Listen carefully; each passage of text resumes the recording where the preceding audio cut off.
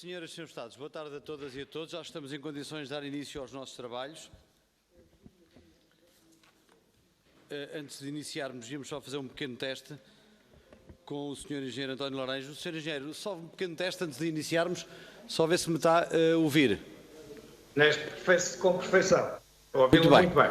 Muito bem. Então, bem-vindo. Senhoras e senhores deputados, vamos dar então início aos nossos trabalhos. Temos quórum.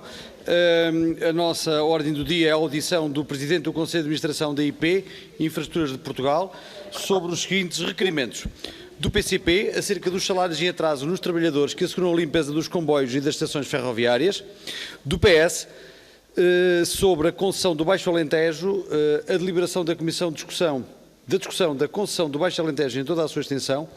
E do PSD, sobre a subconcessão do Algarve Litoral. O primeiro, vamos separarmos os temas, portanto o primeiro tema será a ferrovia, o segundo tema a rodovia.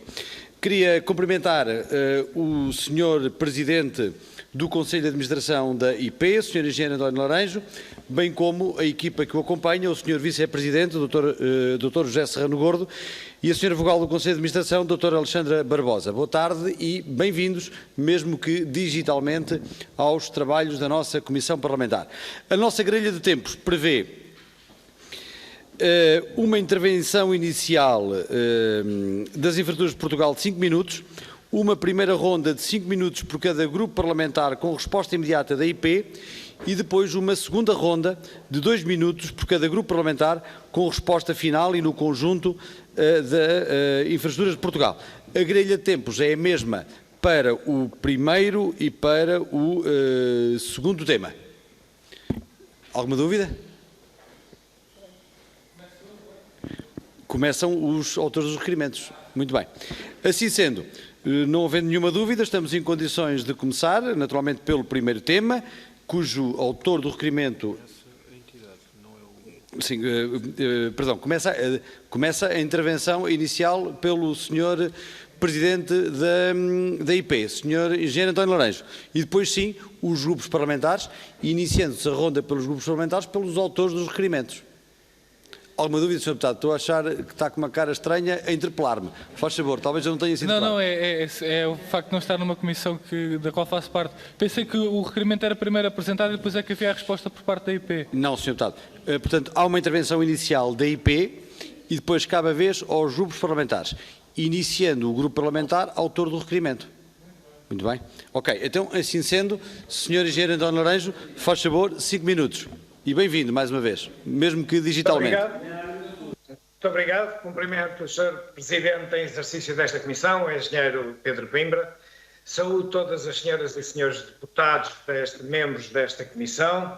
Além do doutor, permita-me que refira que além do Dr. José Serrano Gordo e da Dra. Alexandra, tenho também comigo, para eventual necessidade de apoio ou de esclarecimento, a Diretora de Concessões, a Engenheira Sónia Saraiva, o responsável pela assessoria legal à Direção de Concessões, o Dr. João Canticastro, e ainda a Diretora de Comunicação e Imagem, a Engenheira Rosário Rossio. Como esta é a minha 9ª audição parlamentar e que tenho o privilégio de ter desde que tomei posse enquanto Presidente da Infraestruturas de Portugal em agosto de 2016. E queria começar por agradecer a oportunidade de podermos clarificar junto dessa Comissão as matérias em questão, 2 delas relativas às subconcessões, o Baixo Alentejo e o Algarve Litoral, e a terceira relativa aos trabalhadores da empresa que presta serviços de higiene e limpeza nos espaços da IP. E seguindo esta ordem, a ordem das questões apresentadas, permitam umas breves palavras introdutórias sobre a concessão do Baixo Alentejo e em particular sobre o acesso à Vila de Entradas. Trata-se de uma concessão a 30 anos, projetada em 2009-2010, para uma extensão de 342 km, mas que, em consequência do Programa de Assistência Económica e Financeira... Sr. Engenheiro António Laranjo, peço desculpa por interromper. Nós estamos nesta fase a tratar do primeiro tema, que é relativo aos salários em atraso nos trabalhadores que asseguram a limpeza dos comboios e das estações ferroviárias. E depois, no segundo tema, é que trataremos dos demais assuntos que estão relacionados com os outros 2 requerimentos. Pelo que iríamos novamente iniciar o tempo e então pedia-lhe que, nesta fase, nos concentrássemos no requerimento que é autor o PCP. Muito bem, eu pensei que íamos tratar dos três em simultâneo, sendo assim é mais fácil e vão sobrar os 5 minutos que não irei utilizar, com certeza. No que se refere a esta terceira questão, a dos salários em atraso dos trabalhadores que asseguram a limpeza das nossas instalações, consideramos que, salvo melhor opinião, este assunto deixou de ser uma preocupação relevante quando se encontra regularizada a nova contratação da prestação de serviços de limpeza e estão em processo de regularização todos os créditos vencidos, quer sejam de vencimento, quer sejam de férias, dos trabalhadores. Por outro lado, também, quanto à eventual integração destes trabalhadores no quadro da IP, e sem abordar, mas poderei fazê-lo logo em seguida, esta eficácia e racionalidade de uma contratação externa para estes serviços, é importante clarificar que uma eventual integração destes trabalhadores no quadro da IP não faz parte dos planos a curto e médio prazo da empresa, porquanto temos ainda uma manifesta enormíssima carência de meios e de quadros esses que são necessários para a nossa atividade de core. Portanto, aquilo que creio estar subjacente ao requerimento que os senhores deputados do Partido Comunista apresentaram para ser analisado, é uma matéria que, tendo sido apresentada no dia 1 de setembro neste requerimento, está hoje, a nosso ver, perfeitamente ultrapassada naquilo que são as consequências da situação da Ambiente e Jardim, que na altura ficou com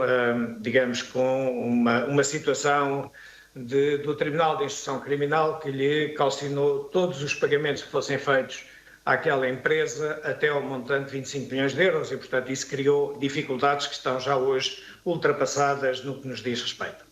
E sobre isto, eu não ia neste momento adiantar muito mais, não gastei os 5 minutos, mas não penso que seja necessário, nesta primeira intervenção, dizer mais sobre o assunto. Muito bem, muito obrigado, Sr. Engenheiro António Laranjo. Então, assim sendo, tem a palavra o Grupo Parlamentar do PCP, que terá 5 minutos nesta primeira ronda e dou a palavra então ao Sr. Deputado Duarte Alves. Só chegou, Sr. Deputado, 5 minutos. Muito obrigado, Sr. Presidente. Queria começar também por cumprimentar o Sr. Engenheiro António Laranjo, Presidente da IP, e a demais equipa e representantes da Administração da Infraestruturas de Portugal. E, de facto, o PCP apresentou este requerimento no dia 1 de setembro, no momento em que, naquela circunstância, centenas de trabalhadores da Ambiente e Jardim que prestam serviço quer na CP, quer na IP, estavam com 2 meses de salário em atraso, para além do subsídio de férias. Nós estivemos em contacto com estes trabalhadores, estivemos presentes no local, e é importante percebermos a dimensão do que representa para estes trabalhadores, com os baixos salários que têm neste setor da limpeza, ficarem 2 meses sem salário. Não estamos a falar de uma situação, que se trata de um acerto que se faz depois, estamos a falar de uma situação que causa uma situação social absolutamente grave, com consequências dramáticas na vida daqueles trabalhadores que de um momento para o outro se viram sem rendimentos quando não tinham qualquer hipótese, com os baixos rendimentos que têm, de ter qualquer tipo de dinheiro amealhado para fazer face a uma situação como esta. E, portanto, estamos a falar de uma situação com consequências dramáticas e estamos a falar de uma situação que não começou em julho. E isto é importante dizer-se, porque já em maio, esta empresa Ambiente e Jardim se tinha atrasado na entrega dos salários, aliás, como o PCP denunciou numa pergunta ao Governo, e, portanto, a IP também já sabia dos problemas que havia com esta empresa Ambiente e Jardim, pelo menos desde maio. Em setembro voltou a acontecer, portanto, tiveram 2 meses sem receber salários e, entretanto, aquilo que nós ficámos a saber é que tanto a CP como a IP rescindiram o contrato com esta empresa. Os trabalhadores da CP, que prestavam serviço na CP, passaram para uma empresa chamada Iluso e os trabalhadores da IP, ou que prestavam serviço na IP, passaram para uma empresa chamada Iberlin. Foi também anunciado, como foi referido na intervenção inicial do Sr. Presidente do Conselho de Administração da IP, de que haveria um compromisso para a solução dos salários em atraso. Ora, por enquanto, para muitos trabalhadores não passa disso. Estes trabalhadores ainda não viram o salário, muitos deles ainda não viram o salário reposto, incluindo trabalhadores que prestam serviço na IP. E, portanto, tendo consciência, que eu penso que têm, do impacto que esta situação tem na vida destes trabalhadores, gostaríamos de saber quando é que são regularizados os 2 salários em atraso, o subsídio de férias, e há ainda uma outra questão que tem que se colocar, que é sobre as transferências necessárias da Ambiente e Jardim para a nova concessionária, a fim do pagamento do subsídio de Natal nos 8 meses correspondentes ao contrato com a Ambiente e Jardim. É importante que a IP, quando fez novos contratos, tenha assegurado também que esses direitos relativamente ao subsídio de Natal não deixaram de ficar assegurados. Depois temos situações muito dispares. Há trabalhadores que já receberam um salário, outros receberam só 400 euros. Há situações muito diversas de trabalhador para trabalhador. As pessoas estão desorientadas, não sabem o que é que podem contar porque há uma tal diferença de tratamento e nós gostaríamos de perceber aqui alguns aspectos. Então, se o problema da Ambiente e Jardim era que tinha as contas bloqueadas por arresto, se já está a pagar salários a alguns trabalhadores ou a passar cheques de 400 euros a alguns trabalhadores, quer dizer que neste momento já não terá as contas bloqueadas.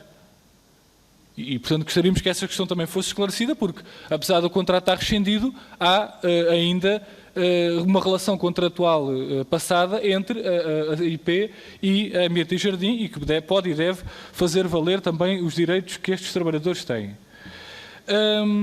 E, portanto, a questão é como é que se vai garantir estes salários, como é que se vai regularizar a situação com todos os trabalhadores relativamente aos subsídios de férias e de Natal e, por fim, a questão que colocamos e que para nós é a base de todo este problema, que é este sucessivo recurso ao outsourcing por parte de empresas públicas, em particular por parte da IP, e entregando este serviço da limpeza não a trabalhadores contratados pela própria IP, não integrando estes trabalhadores na IP, nem em face desta situação a IP foi capaz de integrar estes trabalhadores e, pelo contrário, continuamos nesta situação de entrega a empresas que depois os trabalhadores são os mesmos, passam de empresa para empresa, empresas com situações laborais e não só muito duvidosas, não é por acaso que esta empresa Ambiente e Jardim tem as contas arrestadas, é por comportamentos duvidosos por parte desta e de outras empresas e, portanto, esta situação vai-se arrastando, vamos continuar a ter problemas destes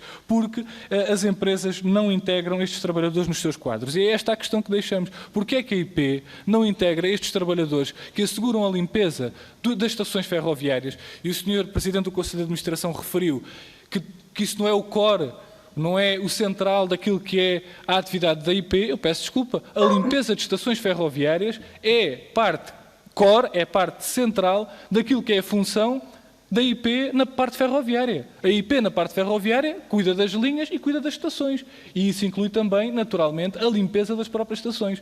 E, portanto, gostaríamos de saber porque é que estes trabalhadores não são, até em face desta situação, integrados na IP e assim assegurados também os seus direitos, porque enquanto estivermos com estas empresas e com este recurso sistemático ao outsourcing, as dificuldades continuarão a manifestar-se e as soluções não serão garantidas de forma permanente. Muito obrigado. Muito obrigado, Sr. Deputado. Sr. Engenheiro António Laranjo, 5 minutos, por favor. Muito obrigado, Sr. Deputado Duarte Alves, pelas questões colocadas. Talvez vá começar pelo final. A atividade de core da empresa está bem definida naquilo que é a sua missão e, de facto, não integra, efetivamente, não tem nessa atividade aquilo que são os trabalhadores da limpeza ou a higiene e a limpeza dos seus espaços. Devo referir também que os espaços que nós temos são 2024 espaços e já passarei à doutora Alexandra Barbosa que sucintamente irá explicar, ou nesta ou noutra intervenção a seguir, irá explicar as razões pelas quais a racionalidade deste outsourcing é para nós absolutamente justificável. Também refiro uma vez mais, como já disse anteriormente, que não faz parte das intenções da empresa fazer a integração destes trabalhadores ou considerá-los para integração no curto e médio prazo. Aliás, também referir que a IP não tem autonomia para integrar quaisquer trabalhadores por sua livre iniciativa. Isso é uma situação que, como sabe o Sr. Deputado, é articulada com as tutelas e, neste caso, naturalmente, que há muitas outras prioridades que dizem respeito, aí sim, à atividade de core da empresa. Como é que são garantidos os salários dos trabalhadores? Sr. Deputado, não é certamente a AIP que garante salários de trabalhadores de entidades que não são a própria Infraestruturas de Portugal. Aquilo que a AIP fez, e fez no âmbito das competências que tem, foi assegurar que no procedimento de concurso que levou a cabo para retirar a Ambiente e Jardim de cena e entrarem novas entidades, não é só a Iberlin, é também a Aveclin que está com parte destas contratações. Aquilo que nós garantimos foi que seriam assegurados pela nova empresa todos os créditos vencidos dos trabalhadores que passavam da Ambiente e Jardim para as novas empresas. E esta matéria diz tudo, ou seja, quando nós estamos a falar de créditos vencidos, estamos a falar de tudo aquilo que sejam salários, subsídio de férias, subsídios de Natal, tudo aquilo que sejam os créditos vencidos desses trabalhadores, que, como o Sr. Deputado também sabe, nestas contratações deste tipo de pessoal, similarmente àquilo que acontece com as empresas de segurança, são assumidas pelo novo contraente, ou seja, isto são contratos que, em regra, ou são de 1 ano, 2, 3 anos, e o novo prestador de serviços assegura a nova contratação com os trabalhadores que vêm do anterior contrato. Portanto, eu diria que estão, digamos, assegurados que estes pagamentos irão ser feitos. Quando é que eles irão ser feitos? Não compete à IP responder, compete às empresas. Eles têm essa garantia de que devem, assim que estejam devidamente fundamentados os créditos que eles têm vencidos, que sejam pagos e, portanto, isso seja objeto de acerto pela ou anterior empresa ou a nova empresa. A questão que coloca sobre se a Ambiente e Jardim já tem as contas desbloqueadas ou não fazemos a menor ideia.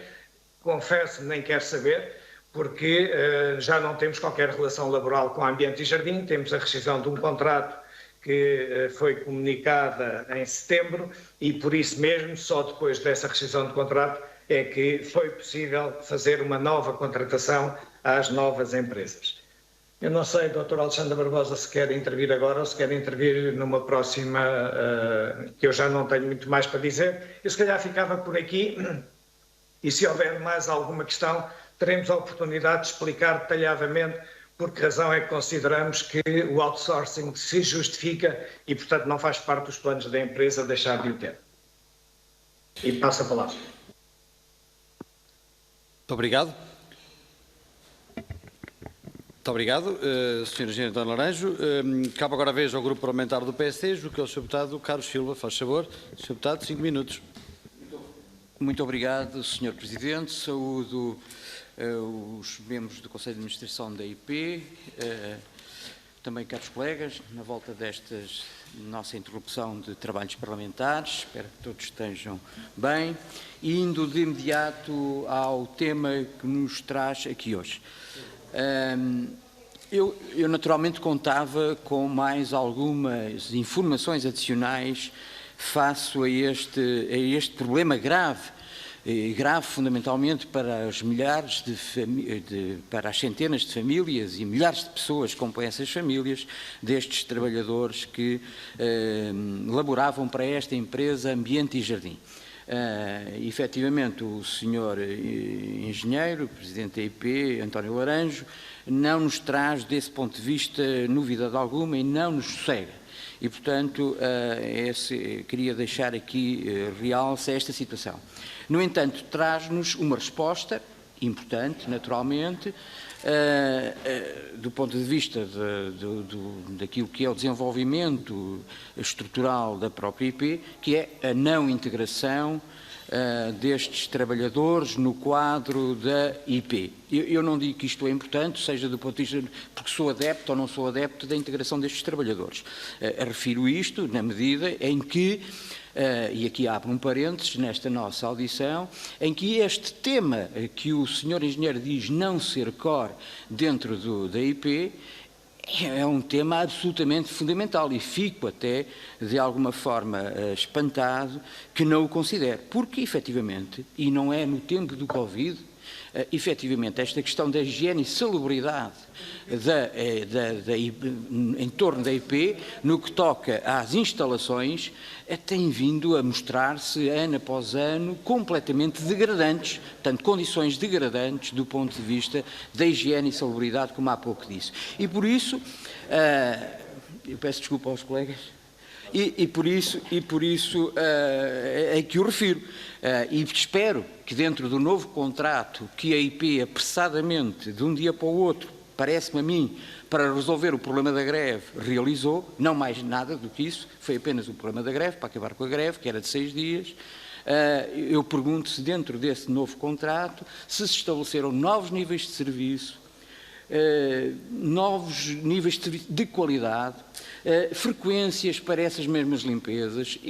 Parece-me que isto é absolutamente importante dentro de um novo contrato com uma nova empresa, porque os níveis de serviço que estavam anteriormente estipulados não correspondiam de forma alguma ao mínimo de condições de higiene e salubridade que os serviços públicos, neste caso as instalações, deveriam apresentar. E por isso eu coloco algum ênfase neste parágrafo, na medida em que me parece aspectos bastante importantes, não só para o enquadramento desses trabalhadores, mas também para todos os utentes que necessitam de usar estes serviços públicos todos os dias e que, como disse há pouco, vinham a ser degradados ao longo dos anos. Indo ainda à questão dos contratos laborais e à questão da empresa para a qual a IP não nos traz grandes respostas, como disse há pouco, foi criada uma solução imediata para pôr fim à greve, não para resolver o problema dos trabalhadores.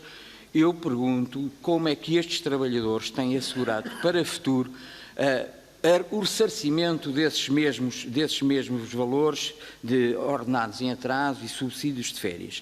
Pergunto ainda se foi feita alguma denúncia à CT por parte da IP, se já tem algum relatório se houve essa denúncia, se tem algum relatório por parte da ACT, e nessas circunstâncias deixo como, tinha aqui uma última questão final, que agora não me ocorre, que também gostaria de ver esclarecido, mas que agora me está a falhar, mas que depois, naturalmente, no decorrer da audição, se eventualmente me voltar a ocorrer, colocarei. E pronto, no essencial era isto, e com ênfase muito especial nesta salvaguarda dos interesses dos trabalhadores, por um lado, e por outro lado, no novo contrato com a empresa de prestação de serviços, se há alguma alteração substancial aos níveis de serviço prestados pela mesma. Muito obrigado. Muito obrigado, Sr. Deputado. Sr. Engenheiro António Laranjo, 5 minutos, faz favor. Deputado Carlos Silva, muito obrigado pelas suas questões. Uma primeira nota só para clarificar. Nós fazemos uma distinção muito evidente entre aquilo que é a nossa atividade core e aquilo que são serviços essenciais que prestamos para as populações. E aí, naturalmente, que estão as referidas condições de higiene e segurança nas nossas instalações, naquelas que particularmente têm utilização pelo público. Portanto, não faço confusão entre aquilo que é a atividade core, essa está definida, faz parte da missão da empresa. Outra questão essencial é, de facto, a limpeza, e essa considero essencial, e dou naturalmente razão, se chamarmos a atividade essencial para a mobilidade e para aquilo que é a disponibilidade das instalações. E a pedir à doutora Alexandra Barbosa que fizesse esclarecimentos sobre a matéria. Boa tarde, Srs. Deputados. Entrando com mais algum detalhe, então, nesta matéria, naturalmente que nós, para as diversas atividades que a empresa tem, contamos com vários colaboradores e vários prestadores de serviço. Nesta matéria, um dos prestadores de serviço é exatamente para assegurar os serviços de limpeza. E convém referir que, como disse há pouco o Sr. Presidente, o Engenheiro António Laranjo, a IP assegura a limpeza em mais de 2.000 espaços. E conta com mais de 500 trabalhadores para assegurar estes 2.000 espaços. Trabalhadores esses, naturalmente, que têm prestações de trabalho muito diversas. porque enquanto que alguns espaços requerem uma limpeza permanente, diária, 24 horas, outros espaços requerem limpeza apenas uma vez por semana ou uma vez de 15 em 15 dias, ou seja, a prestação de trabalho é completamente diferente entre os diversos espaços esses que estão naturalmente dispersos pelos 18 distritos e pelos 2.000 espaços que disse há pouco. Realmente, em termos de gestão daquilo que são as equipas de limpeza, um prestador de serviços consegue fazer esta gestão de uma forma muito mais eficiente do que a IP poderia fazer, porque consegue criar sinergias dos trabalhadores em vários espaços e com várias empresas a quem presta serviço. Portanto, nessa matéria, é neste momento completamente impossível a IP integrar nos seus quadros 500 trabalhadores pelas razões que compreendem, já para não falar nas questões de logísticas, de equipamentos, de tudo mais. Relativamente ao processo em si de atraso no pagamento de salários e esclarecendo a questão da greve, que me parece facilmente afastada.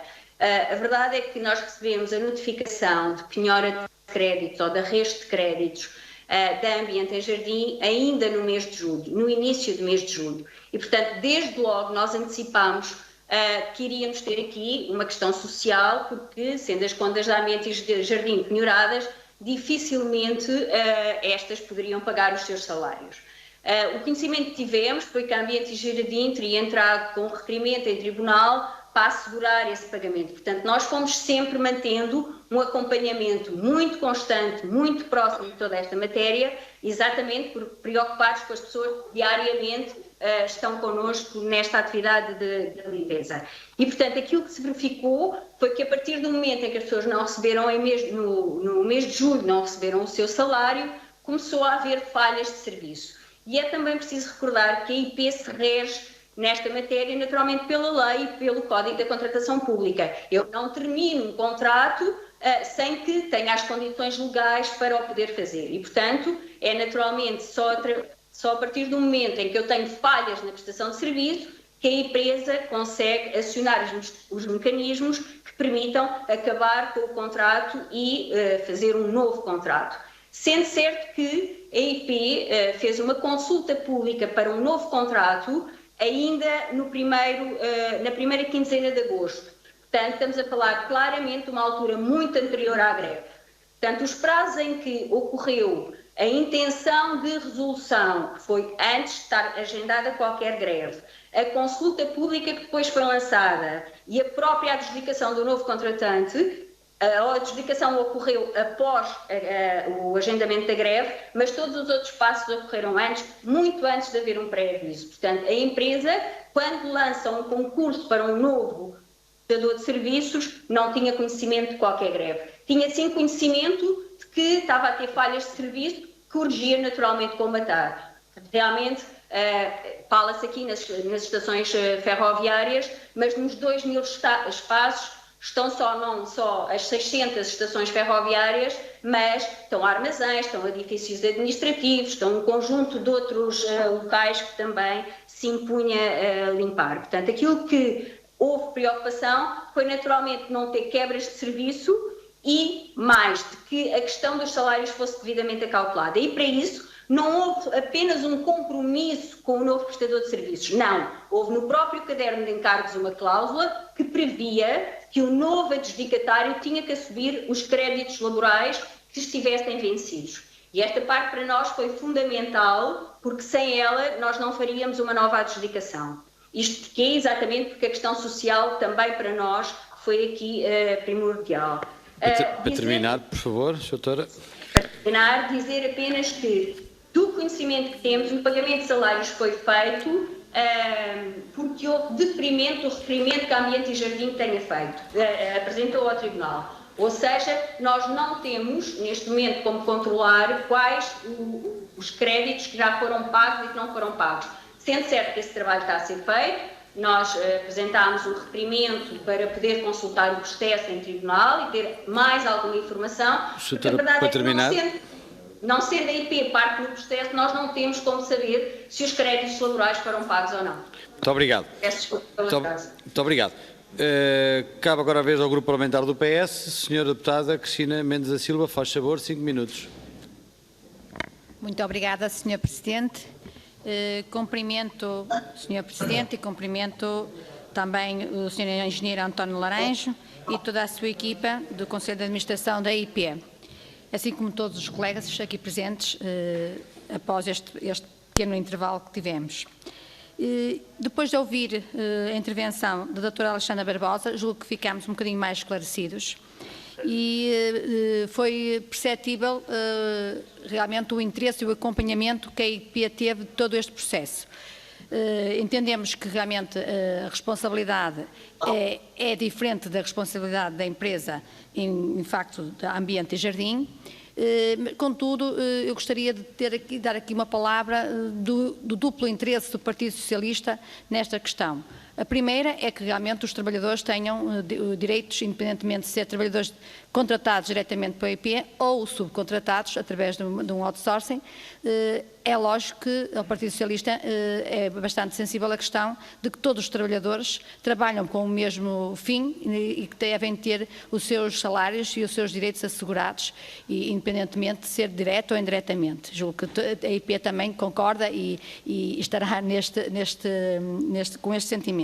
A segunda é a questão realmente do serviço prestado. E julgo que o que interessa à gestão da empresa será uma boa gestão dos recursos para obterem aquilo que é o objetivo final para a IP. E se realmente para a IP a gestão dos recursos que se têm neste momento são assegurados de uma melhor forma através de um outsourcing, eu julgo que não haverá qualquer tipo de problema, mas de facto esta questão dos salários e do trabalhador também de ser realmente uma prioridade. Por isso as minhas questões eram muito simples. Primeiro nem era uma questão, era uma consideração. Eu julgo que depois de termos ouvido quer o Sr. Presidente, Engenheiro António Laranjo, quer a doutora Alexandra Barbosa, nós percebemos que há esta preocupação dupla. Se tivermos em conta o último ano e meio e todo o trabalho que foi de combate a esta pandemia e da higiene que teve os cuidados de higiene e segurança que nós tivemos que ter em todas as áreas, mas também nas áreas que lhes estão distritas, eu julgo que os trabalhos foram realmente assegurados, mesmo tendo em conta algumas questões que não estão diretamente ligados, digo mais uma vez, à AIP, e que a própria empresa Ambiente e Jardim provavelmente não acautelou. Por isso as minhas questões eram muito simples e para o Partido Socialista era importante perceber se esta preocupação que a doutora Alexandra Barbosa colocou agora na questão da contratação e nos cadernos de encargos sobre os tetos liberais, percebemos que sim, que foram acautelados, apenas a questão dos prazos é que ainda não será do conhecimento, mas agora colocámos a questão mais a curto, médio e longo prazo, ou seja, se realmente houve nesses cadernos de encargos também para as novas empresas, se ficaram acauteladas quer as questões dos serviços prestados, mas também a situação dos trabalhadores. É muito importante, nós vivemos um momento de crise bastante grande, vem realmente agora um conjunto de apoios do PRR que eu julgo que todas as empresas vão aproveitar e também aproveitava para colocar a questão se estão realmente neste momento, se não for a curto, mas a médio e longo prazo, com alguma projeção, algum plano no que diz respeito a este tipo de trabalhadores, quer os vossos trabalhadores que estão nos vários cargos e que fazem parte da empresa, mas também se há esta preocupação nos diversos cadernos de encargos com outras contratações de outras empresas para outsourcing, de acautelarem aquilo que é o capital humano tão importante para o nosso país. Se nós pensarmos que vocês, em termos de infraestruturas de Portugal, estão ligados a todo o país, a todo o território, que têm realmente pulverizado a vossa ação, por assim dizer, em termos de localização geográfica, podemos dizer que nestas 2024 espaços podem realmente fazer bastante diferença para o mundo do emprego, sobretudo para algumas situações de emprego para desempregados de longa duração, que com os planos de formação que todas o IFP tem distribuído também pelo nosso país, poderia fazer aqui e ser uma das grandes empresas do nosso país a poder fazer alguma diferença para diminuir e continuar a diminuir, como temos conseguido até esta parte, os números do desemprego e lutarmos um pouco para conseguirmos todos juntos, e acho que era uma boa forma e também um bom exemplo, boa prática que as infraestruturas de Portugal poderiam dar, independentemente dos trabalhadores não estarem dentro da plataforma das infraestruturas de Portugal. Muito obrigada. Muito obrigado, Sra. Deputada. Sr. Engenheiro António Laranjo, faz favor, 5 minutos. Obrigado. Eu vou aproveitar para responder quer à Sra. Deputada Cristina Mendes da Silva, quer a uma parte da resposta ao Sr. Deputado Carlos Silva, que não foi dada, que tem a ver com os novos níveis de serviço. Com efeito, os níveis de serviço que foram acautelados com esta contratação atualmente em vigor, por prazo de 1 ano, esses níveis de serviço são todos aqueles que estavam acautelados na última fase, de pandemia que nós vivemos anteriormente. Ou seja, nós reforçámos relativamente àquilo que era a nossa situação base de limpeza e salubridade das instalações, nós reforçámos durante todo o período da Covid, que ainda se mantém, nós reforçámos os horários, tornando-os mais ajustados, nós reforçámos a frequência da limpeza nas instalações, nós utilizamos produtos mais adequados e, obviamente, adequados àquilo que é a própria pandemia, nós alargámos o âmbito das intervenções, ou seja, passámos a fazer limpeza em zonas em peças, em áreas que não eram normalmente objeto de uma limpeza tão frequente como aquela que passou a ser feita. Por isso, efetivamente, os níveis de serviço foram aumentados e esses são aqueles que estão refletidos no novo contrato, nos novos contratos que estão atualmente em vigor.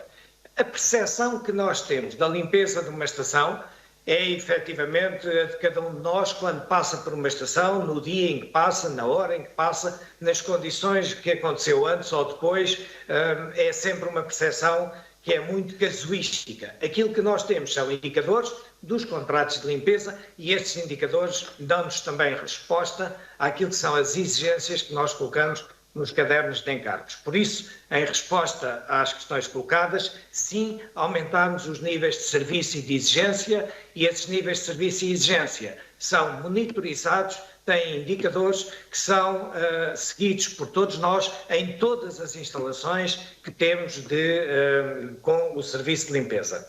Relativamente a outras questões que são colocadas, esta matéria de acautelar os créditos em contratos de outsourcing tem que ter um fundamento na lei. Ela tem que estar suportada e respaldada em muito daquilo que a própria lei já nos permite fazer. Estes contratos não é por uma única parte o colocar, no procedimento de concurso, que ele se implementa, salvo se os preços forem absolutamente disparatados para o fazer. Aquilo que está por trás desta obrigação é também alguma legislação que nos permite ser tão incisivos quanto isto, que é, como a doutora Alexandra Barbosa referiu, incluir nos novos, naquilo que é o caderno de encargos, incluir a obrigatoriedade de serem assumidos estes créditos. Naturalmente que, em resposta à que a senhora deputada Cristina Mendes da Silva colocou, não deixaremos de acautelar, até pela importância que sabemos tem a Infraestruturas de Portugal no contexto nacional, não deixaremos de procurar acautelar esta matéria nas contratações de outsourcing que temos. Não sei, Dr. Alexandre? Não, posso passar a palavra. Muito obrigado, Sr. Engenheiro António Laranjo. Cabe agora a vez ao Grupo Parlamentar do BS. Sra. Deputada Isabel Pires, faz favor, 5 minutos. Obrigada, Sr. Presidente.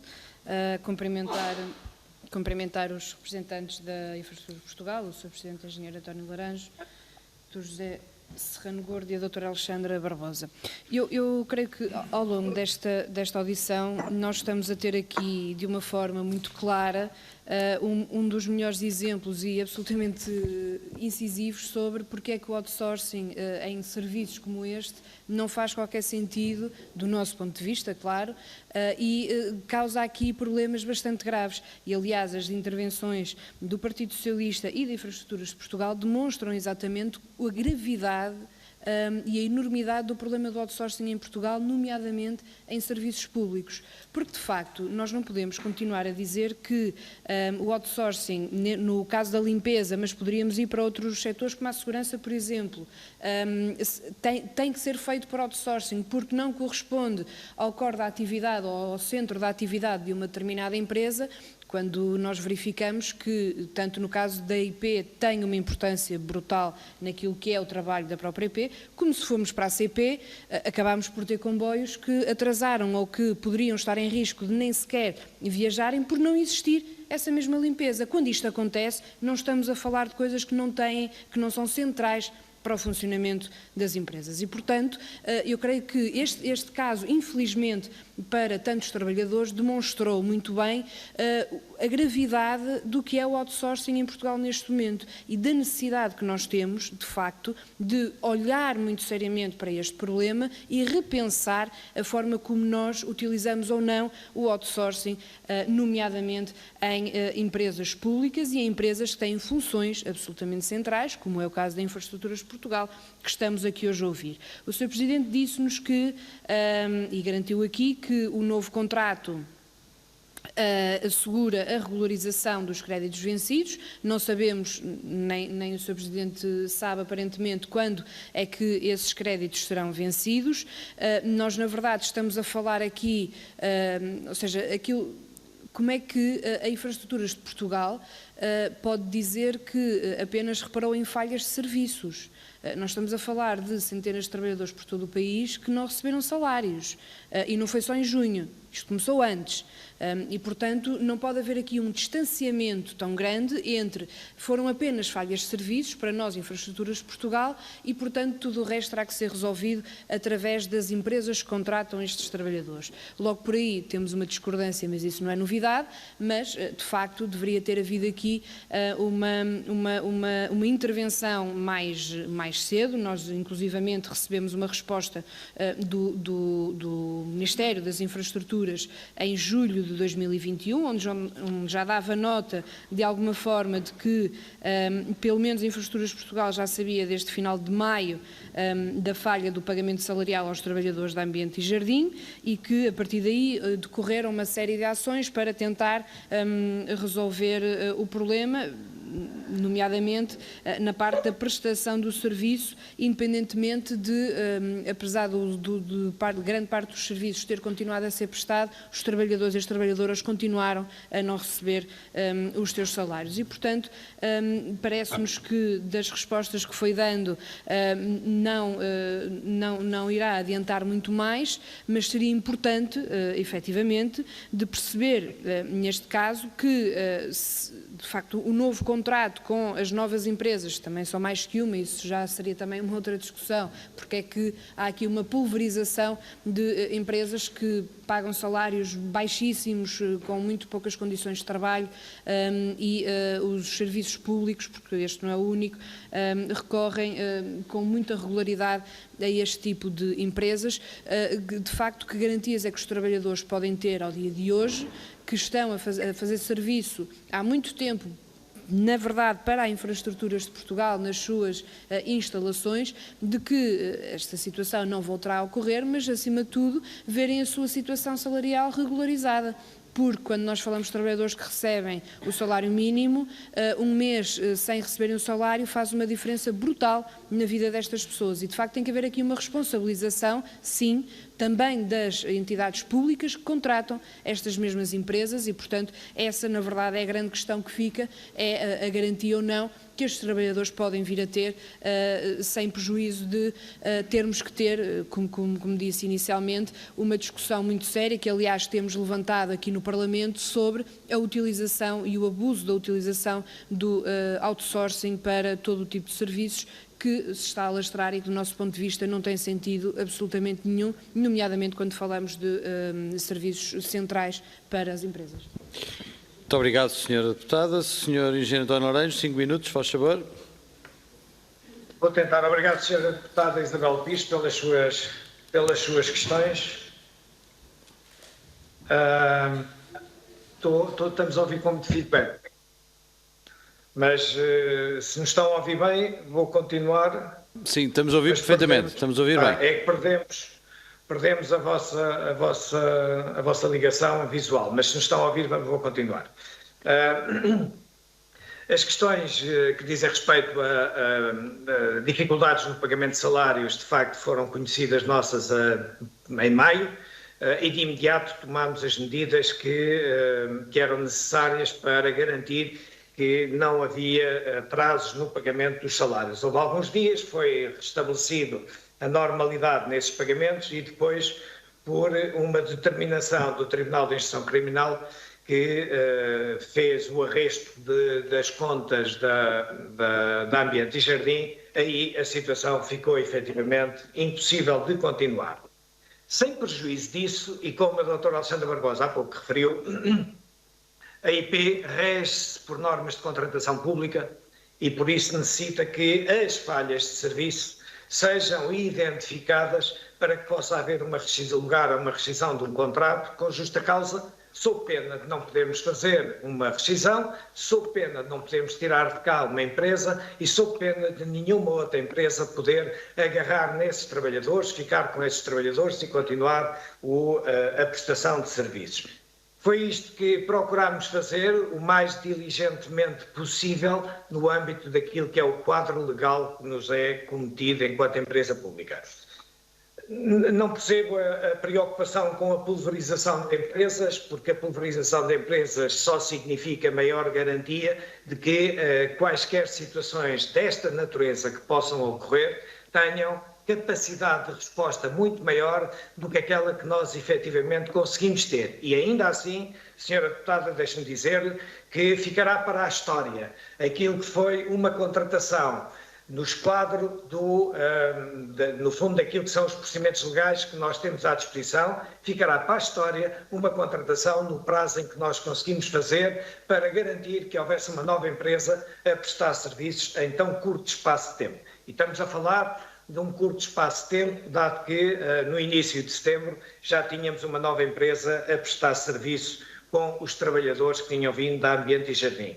Como deve compreender, o pagamento dos créditos de incêndios, dos créditos vencidos, todos eles estão vencidos e, portanto, é necessário apurar que créditos são esses. Estes trabalhadores, como também saberá, são trabalhadores que, em regra, prestam serviços em mais do que uma empresa, em horários completamente diversificados, para a mesma empresa, Ambiente e Jardim, no caso, na altura, mas em instalações diversas que podem ser da IP, da CP, do Metro, de uma empresa privada em qualquer outro sítio e, portanto, é necessário apurar todos estes valores e estes valores têm que ser apurados de acordo com as folhas de férias de cada um, de férias de vencimentos de cada um destes trabalhadores e é esse o trabalho que está a ser feito. A IP não deixará de assegurar que esse trabalho é feito e que vai ser pago, tudo aquilo que estes trabalhadores tenham para receber e é isso que está no nosso contrato com a nova empresa. Também devo referir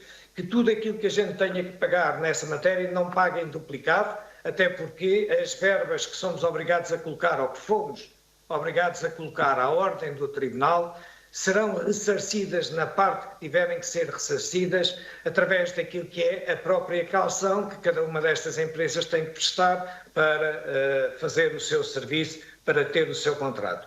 E eu penso que ficam esclarecidas as questões que a senhora deputada Isabel Pires nos tinha colocado. Devolvo a palavra. Muito obrigado, Sr. Engenheiro António Laranjo. Cabe agora a vez ao Grupo Parlamentar do CDS, PP? Não. Muito bem. O Sr. Deputado João Almeida não quer usar a palavra. Sr. Deputado Nelson Silva do PAN, 5 minutos. Muito obrigado, Sr. Presidente. Muito boa tarde a todos e a todos. Sr. Presidente do Conselho de Administração das Infraestruturas de Portugal, muito boa tarde também à sua equipa. Começo por lhe agradecer a sua presença e gostava de o questionar sobre um tema que chegou ao conhecimento do Grupo Parlamentar do PAN, tal como a todos, obviamente, e que nos preocupa, porque significa que o dinheiro público está a servir para desrespeitar os direitos básicos dos trabalhadores. Refiro-me então ao contrato que é em vigor com o prestador de serviços de limpeza, ambiente e jardim, um contrato datado de finais de 2020, cujo valor ascende a mais de 15 milhões de euros para o triênio 2023. O problema deste contrato não são os concretos termos em que está desenhado, mas antes a empresa com quem foi assinado, que é campeã do desrespeito dos mais básicos direitos dos trabalhadores. Mas eu vou elencar alguns dos casos de desrespeito para se ter real noção. Atraso sistemático do pagamento dos salários dos trabalhadores, não realização de pagamentos à Segurança Social, criação de múltiplas empresas de fachada para fins que são pouco claros, falta de entrega de equipamentos de proteção individual aos seus trabalhadores, entre outros.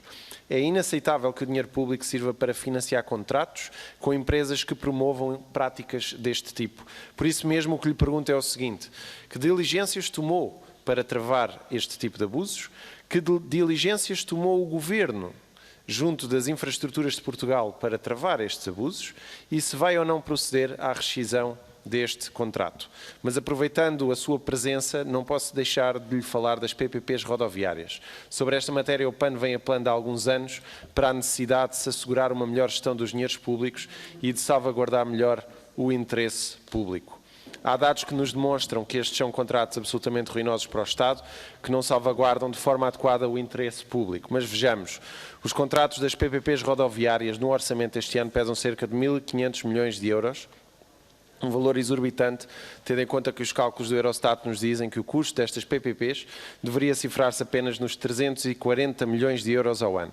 Mas mais, segundo o relatório do Orçamento de 2021, até 2040, prevê-se que o Estado pague pelas PPPs rodoviárias 15 mil milhões de euros, quando o valor das estruturas concessionadas é, segundo a Eurostat, de pouco mais de 5 mil milhões. Eu há um aviso prévio que eu não fiz, porque eu tenho infelizmente, ou felizmente, depende do ponto de vista, tenho a reunião com o Governo e eu gostava mesmo de fazer esta questão, porque não vou conseguir ficar para além disto. Muito bem. Agradecer àquele esse tema é no segundo tema. Eu percebo. Muito bem.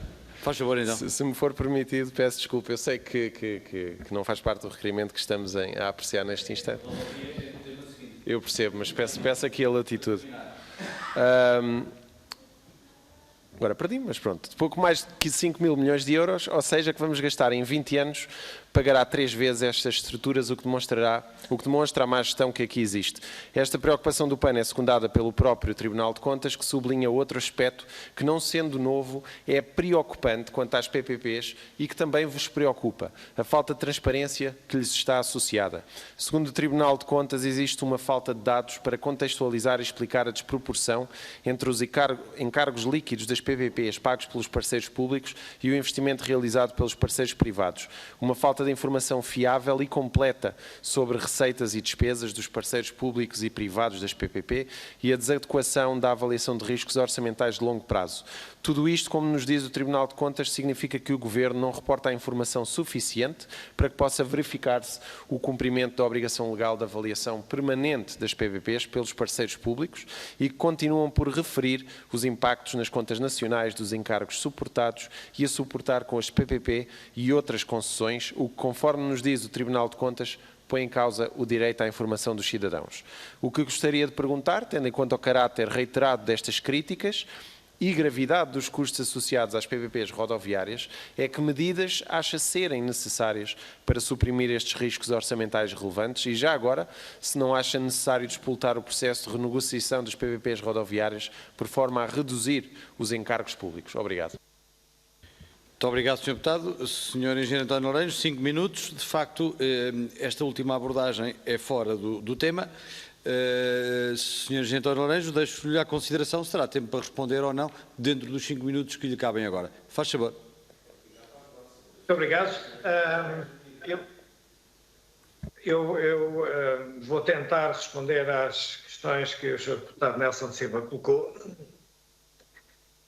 mas eu penso que elas estão respondidas. Vou começar por uma delas. Se vai proceder à rescisão do contrato com a Ambiente e Jardim, já foi dito aqui nesta mesa, por mim mais do que uma vez, que o contrato está rescindido. Já foi rescindido. Sr. Deputado, é uma questão que assinalo uma vez mais.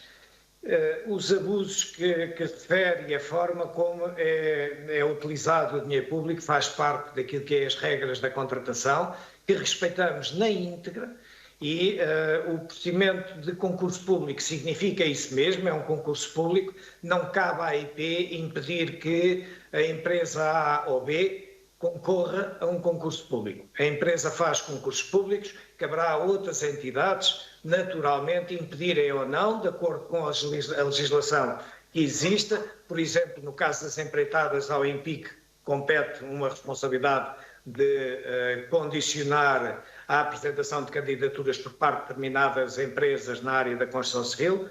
Diria o mesmo relativamente a estas áreas, mas não cabe à IP fazer isso. A IP, naturalmente, que recebe as propostas e analisa-as com isenção, com rigor, com profissionalismo, adjudica nas condições em que lhe é apresentada a própria proposta.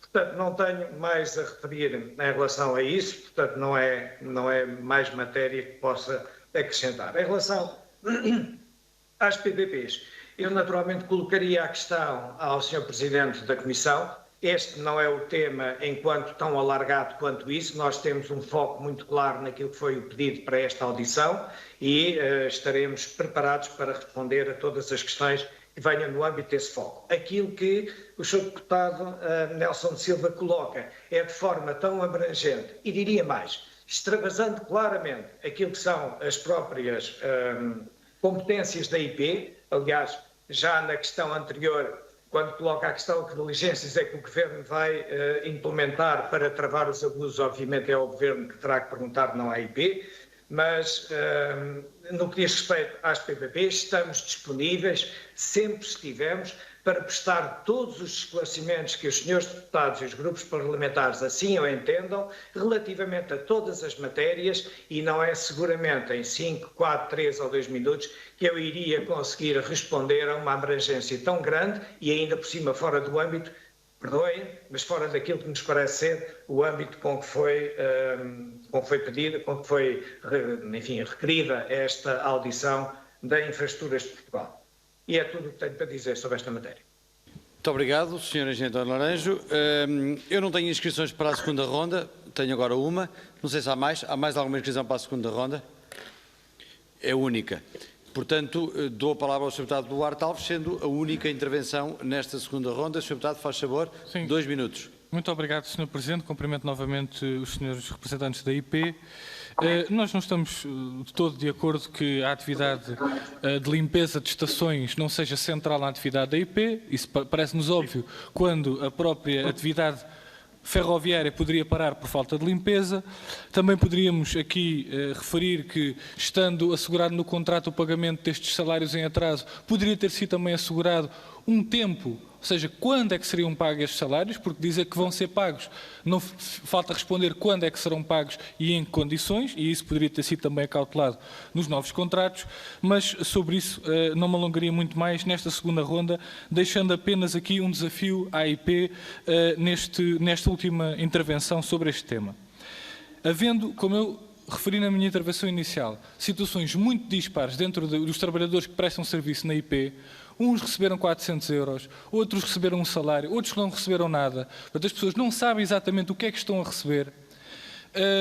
Além disso, há aqui uma questão que é, foi aqui dito que as novas empresas é que iriam assegurar os salários, mas as transferências bancárias vêm da conta da Ambiente e Jardim, portanto, as pessoas continuam sem saber muito bem a quem é que se devem dirigir para ter esses créditos pagos, não é? Ser pago o salário que é devido.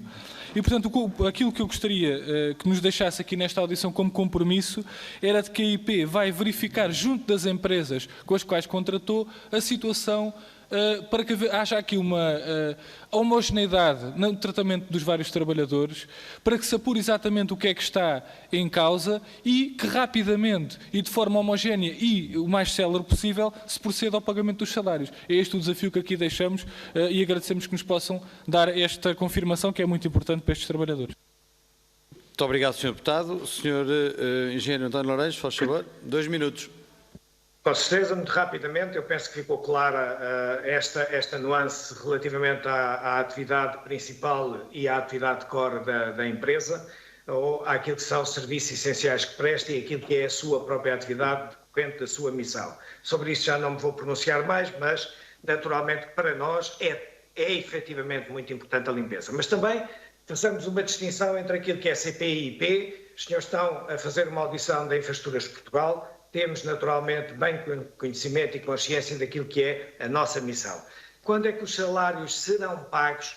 É uma matéria, diz o Sr. Deputado, seria levado até a concordar consigo, que colocar além de que eram pagos, quando é que seriam pagos? Só se tivesse uma bola de cristal grande. Por que razão? Pela simples razão de que nós não sabemos, e está em apuramento, e quando digo nós não sabemos, e está em apuramento, é porque, como referi há pouco, é necessário apurar quais foram as horas, admito eu, as horas que foram realizadas por esses trabalhadores ao longo destes meses, nos diversos sítios onde eles exercem a sua função, e, portanto, aquilo que para nós era possível fazer foi aquilo que foi conseguido. Mas deixe-lhe ficar, isso sim, Sr. Deputado, deixe-lhe ficar da garantia, porque este é um assunto que andamos a acompanhar desde a primeira hora, reunimos com sindicatos, reunimos com trabalhadores, quer aqui nas instalações onde temos a sede, quer espalhadas pelo país, para garantir, perceber qual é que era a situação destes trabalhadores e garantir que eles iam ter, no mais curto espaço de tempo, aquilo que é o ressarcimento dos valores que lhes são devidos. Iremos, naturalmente, assegurar isso junto às empresas. Não vamos verificar que não nos compete a nós, mas vamos sim pressionar as empresas, aliás, no âmbito do contrato que celebramos, para que esses pagamentos sejam feitos. Os pagamentos que estão a ser feitos, sendo feitos por aquilo que é as verbas depositadas à ordem do Tribunal, são de acordo com as folhas de vencimentos que cada um dos trabalhadores tem e, por isso, são créditos da Ambiente e Jardim e estão a ser pagos por essa via ainda. Todos aqueles pagamentos ou todos aqueles valores que não sejam pagos no âmbito daquilo que são as verbas do Tribunal são assegurados pelas novas empresas e essa é a condição contratual que eles têm para connosco e que não deixaremos de prosseguir. É só o que tenho para dizer sobre a matéria. Muito obrigado, Sr. Engenheiro. Damos por terminado o primeiro tema, respeitante ao requerimento do PCP.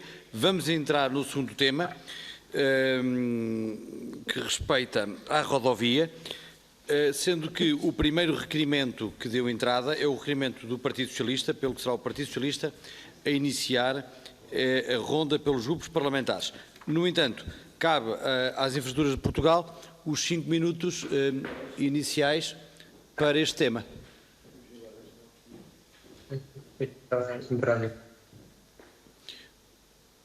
Muito bem, penso que estamos então em condições de começar. Sr. Engenheiro, para o segundo tema, rodovia, intervenção inicial da IP, 5 minutos. Sim, senhor. Penso que estamos a falar do requerimento apresentado pelo PS, portanto, no que diz respeito... Sr. Engenheiro, desculpe interromper. Neste caso, estamos a tratar dos dois requerimentos. Do requerimento do PS sobre a concessão do Baixo Alentejo e o requerimento do PSD sobre a subconcessão do Algarve Litoral. Portanto, neste tema e neste mesmo tempo, vamos abordar estes dois requerimentos. Okay. Muito bem, portanto, 5 minutos para a abordagem a estes dois temas, Sr. Engenheiro. Faz favor. Muito bem. Eu tinha referido há pouco e vou pegar aí que estamos a falar... Primeiro vou-me referir à concessão do Baixo Alentejo e, neste particular, sobre o acesso à Vila de Entradas. É uma concessão a 30 anos, foi projetada em 2009-2010 para uma extensão de 342 km, mas que, em consequência do Programa de Assistência Económica e Financeira, denominada Troika, sofreu uma redução para 113 km, ou seja, passou de 342 para 113. E é neste contexto que surgem as alterações de acesso à Vila de Entradas, uma freguesia que tem cerca de 650 habitantes. Assim, foi intervencionado o nó sul de acesso a esta vila, mantendo todos os movimentos nesse nó, quer de entrada, quer de saída do IP2 e em qualquer um dos sentidos.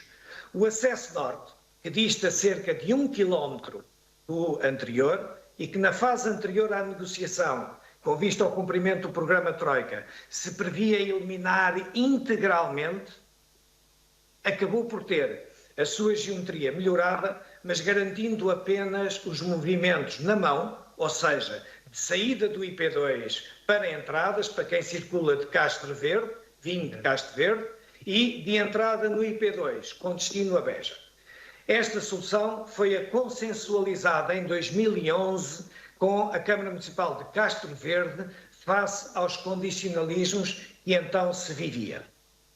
Em suma, e no que toca aos acessos à Vila de Entradas, considerando os registros de tráfego, de sinistralidade para aquela zona e a distância entre os acessos existentes, bem como as características de uma via com o perfil de IP, onde devem ser evitadas viragens à esquerda em plena via, a IP entende que a solução existente responde adequadamente às necessidades de mobilidade das pessoas, designadamente dos habitantes da Vila de Entradas.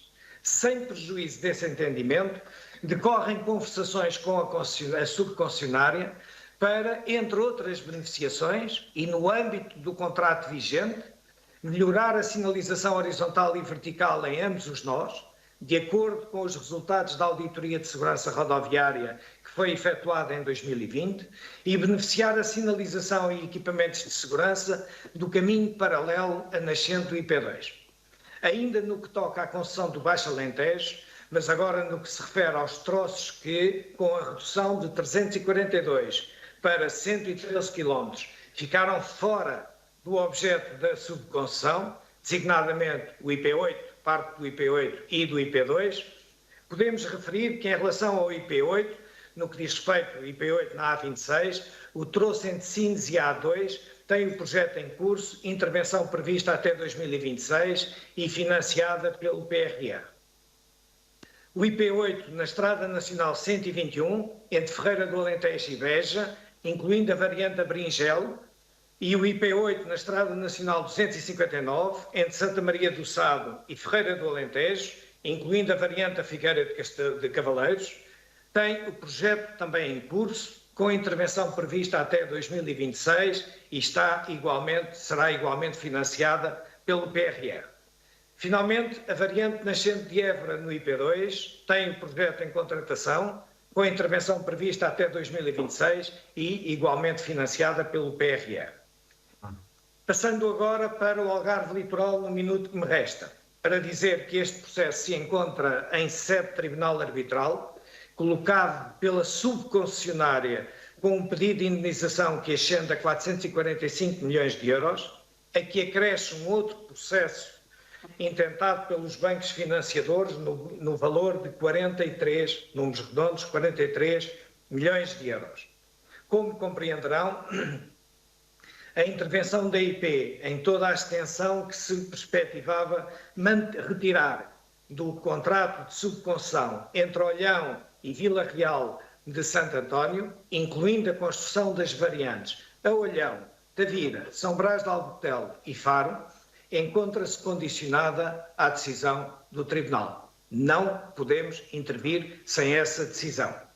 Sem prejuízo disso, a IP promoveu já o lançamento do concurso para a variante de Olhão e fê-lo no âmbito do PRR para intervenção imediata assim que tenhamos condições para tal. Ou seja, assim que tenhamos a decisão do Tribunal Arbitral, que aguardamos para breve, iremos ter condições para intervir não só nesta variante, mas também em todas as outras intervenções de Olhão a Vila Real de Santo António, cujos projetos estão ou finalizados ou em curso ou em conclusão, para que possamos rapidamente passar para a fase de empreitada. E era isto que eu tinha nesta primeira intervenção sobre as concessões de Baixo Alentejo e Algarve Litoral.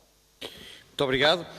Como disse, cabe agora a vez ao Grupo Parlamentar do PS, como autor do primeiro requerimento. Sr. Deputado Pedro Carmo, faz favor, 5 minutos. Muito obrigado, Sr. Presidente. Cumprimento o Sr. Presidente e cumprimento todos os Srs. Deputados e os nossos convidados, Sr. Presidente das Infraestruturas. Uma nota prévia, irei dividir os 5 minutos com o Sr. Deputado da Jamila Madeira, nomeadamente na questão do Baixo Alentejo, da subconcessão do Baixo Alentejo e a Deputada Jamila Madeira da subconcessão do Algarve. Sr. Presidente, duas notas prévias sobre o acesso norte a entradas no IP2. Não vou fazer história, aliás, o Sr. Presidente resumidamente explicou que o projeto que existe neste momento não é o projeto original, ou seja, estava prevista a construção de uma passagem desnivelada junto a entradas, uma passagem central, eliminando o acesso norte e sul. No entanto, não foi possível devido às alterações do projeto, quando entrou a Troika, e não vale a pena falar mais sobre essa situação, que veio alterar significativamente o traçado. No entanto, diz que houve aqui este acordo com a Câmara em 2011, mas o que é facto é que o que existe neste momento não serve à população de entradas, porque cria muitos problemas no acesso a esta localidade, cria muitas dificuldades no acesso ou abastecimento a um posto de combustível, que viu sofrer alterações muito significativas no serviço aos consumidores, porque não existe mais nenhum posto de combustível em todo o longo deste IP2. Para além desta questão, também foi referido a via paralela. Sr. Presidente, não existe via paralela. A via paralela que existe naquele local não tem as mínimas condições para transitar. E isso dificulta em 12 quilómetros o acesso ao Val Gonçalinho, da Liga da Proteção da Natureza, dificulta muito o acesso, porque há o atravessamento de ribeiros e, quando decora, não há construção. Não existe via paralela, o acesso das máquinas agrícolas, aquela é uma região essencialmente agrícola, depois não podem circular no IP, cria dificuldades muito grandes para aquela população. É necessário, e isto é que é o ponto importante que deve ser aqui referido, é urgente que com a Câmara se encontre uma solução para permitir, e há situações técnicas, e já foram arbitradas algumas, que permite o acesso norte à vila de entradas com uma faixa de desaceleração. É possível naquele local fazer um acesso norte à vila de entradas. A Câmara Municipal de Castro Verde, ainda hoje me foi dito pelo Sr. Presidente António José Brito, está disponível para, em conjunto com o IP e a subconcessionária, encontrar a solução que sirva àquela população e que esta IP2 não seja uma via que complica a vida às pessoas, mas que, com todas as regras de segurança, facilita a vida àquela população. Relativamente aqui ao ponto 2 do requerimento que foi arbitrado pelo Sr. Presidente, do IP8, relativamente à A26, essas são questões que nós sabemos que estão no PPR e estão todas elas previstas e vão ser com certeza resolvidas. Estaremos aqui para falar sobre elas. Muito obrigado. Senhora Deputada Jamila Madeira, faz favor. Muito obrigada, Sr. Presidente. Sr. Presidente António Laranjo, muito obrigada pela oportunidade de termos aqui esta discussão. De qualquer forma, creio que conseguirá perceber com alguma facilidade que, se este problema com o Tribunal Arbitral, aquilo que disse que é, resta-nos esperar pela solução do Tribunal Arbitral, se passasse na Praça da Portagem, frente às infraestruturas de Portugal, com os milhares de cidadãos que atravessam a ponte, com os milhares de cidadãos que passam à sua porta, com os milhares de cidadãos que viriam a sua vida congestionada dramaticamente, à espera de uma decisão do Tribunal Arbitral desde 2010, com a melhor das boas vontades podíamos dizer 2011, significa 10 anos, 11 anos. Eu vos pergunto quanto tempo teremos que esperar para resolver este problema. Porque com este problema não se fazem rotundas, não se faz saneamento, não se faz nada naquela estrada onde passam milhares de pessoas, com boa vontade, para não dizer milhões de pessoas, quando estamos na época alta da estação turística. E claramente este é um problema que urge ser trabalhado. Se é com um desfecho de negociação, se é com o desfecho da solução que o Tribunal Arbitral perspectivará, eu não sei. Agora, estas populações carecem de uma solução. Estamos a falar, e o Sr. Presidente falou, num extremo mais Olhão, Vila Real de Santo António, mas isto afeta toda a via. A concessão afeta toda a via. Vila do Bispo Sagres é um dos troços que mais trânsito tem, apesar de ter muito baixa densidade em termos de população. E, no entanto, tem acidentes todos os dias.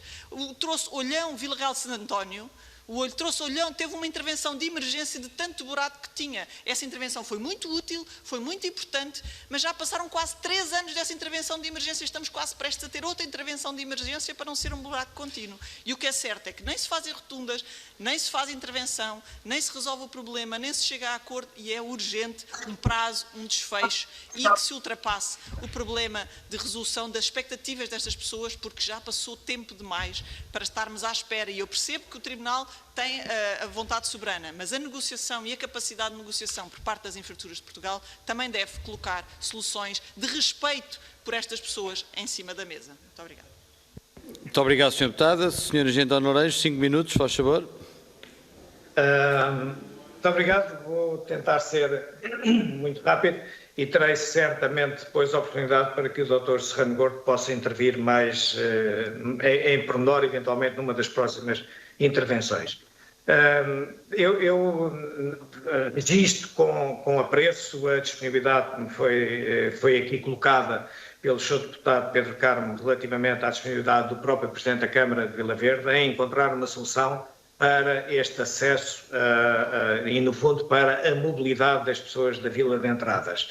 Mas temos que ser razoáveis naquilo que são as soluções e, portanto, temos que estar a querer uma solução que seja execuível.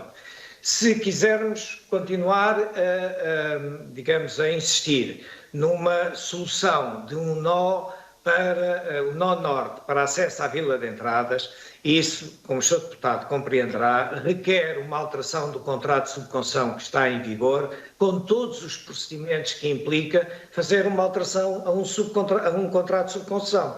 Portanto, não é uma matéria que, porventura, poderá arrastar-se durante muitos mais anos, não faço a menor ideia, é uma alteração a um contrato.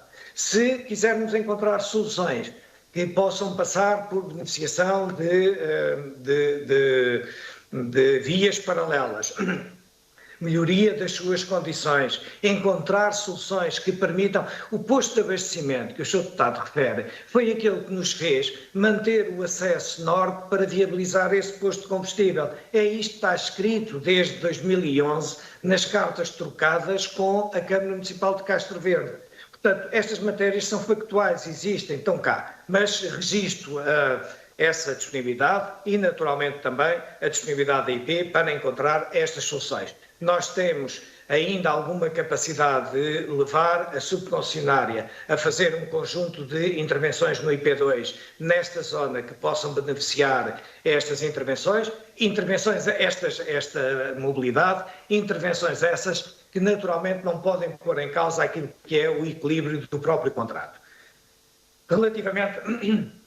Relativamente à senhora deputada Jamila Madeira, no que se refere, não posso estar mais de acordo. É evidente que esta espera por decisões de tribunal não é do tribunal arbitral, se permita-me só essa correção, isto vem desde 2010, 2011, tem a ver com o Tribunal de Contas e com as decisões que foram tomadas então. O tribunal arbitral apareceu relativamente recente, e por isso mesmo também temos expectativa, aliás, como é a panagem dos tribunais arbitrais, que sejam bastante mais céleres na decisão. Aliás, já o foi quando condenou a IP num pagamento à RAL e na obrigatoriedade de manter um pagamento à cabeça e um outro pagamento mensal para que a RAL possa assegurar a operacionalidade e a manutenção de toda a via, desde, enfim, Vila do Bispo até Vila Real de Santo António. Portanto, em todo o troço, quer seja na parte que está intervencionada pela concessionária até Olhão, quer em todo o restante, onde a concessionária não fez nenhuma intervenção e, portanto, mas tem a obrigação de garantir a operacionalidade e manutenção, no fundo, a operação e manutenção desse troço. Portanto, aquilo que eu lhe poderia dizer, Sra. Deputada, é que nesta matéria pensamos que a pouco e pouco a própria concessionária está a refazer aquilo que eram as condições mais deploráveis que existiam em algumas zonas desta via e, portanto, está em via de reparação e em via de reposição daquilo que são as condições normais de operação desta infraestrutura. No que diz respeito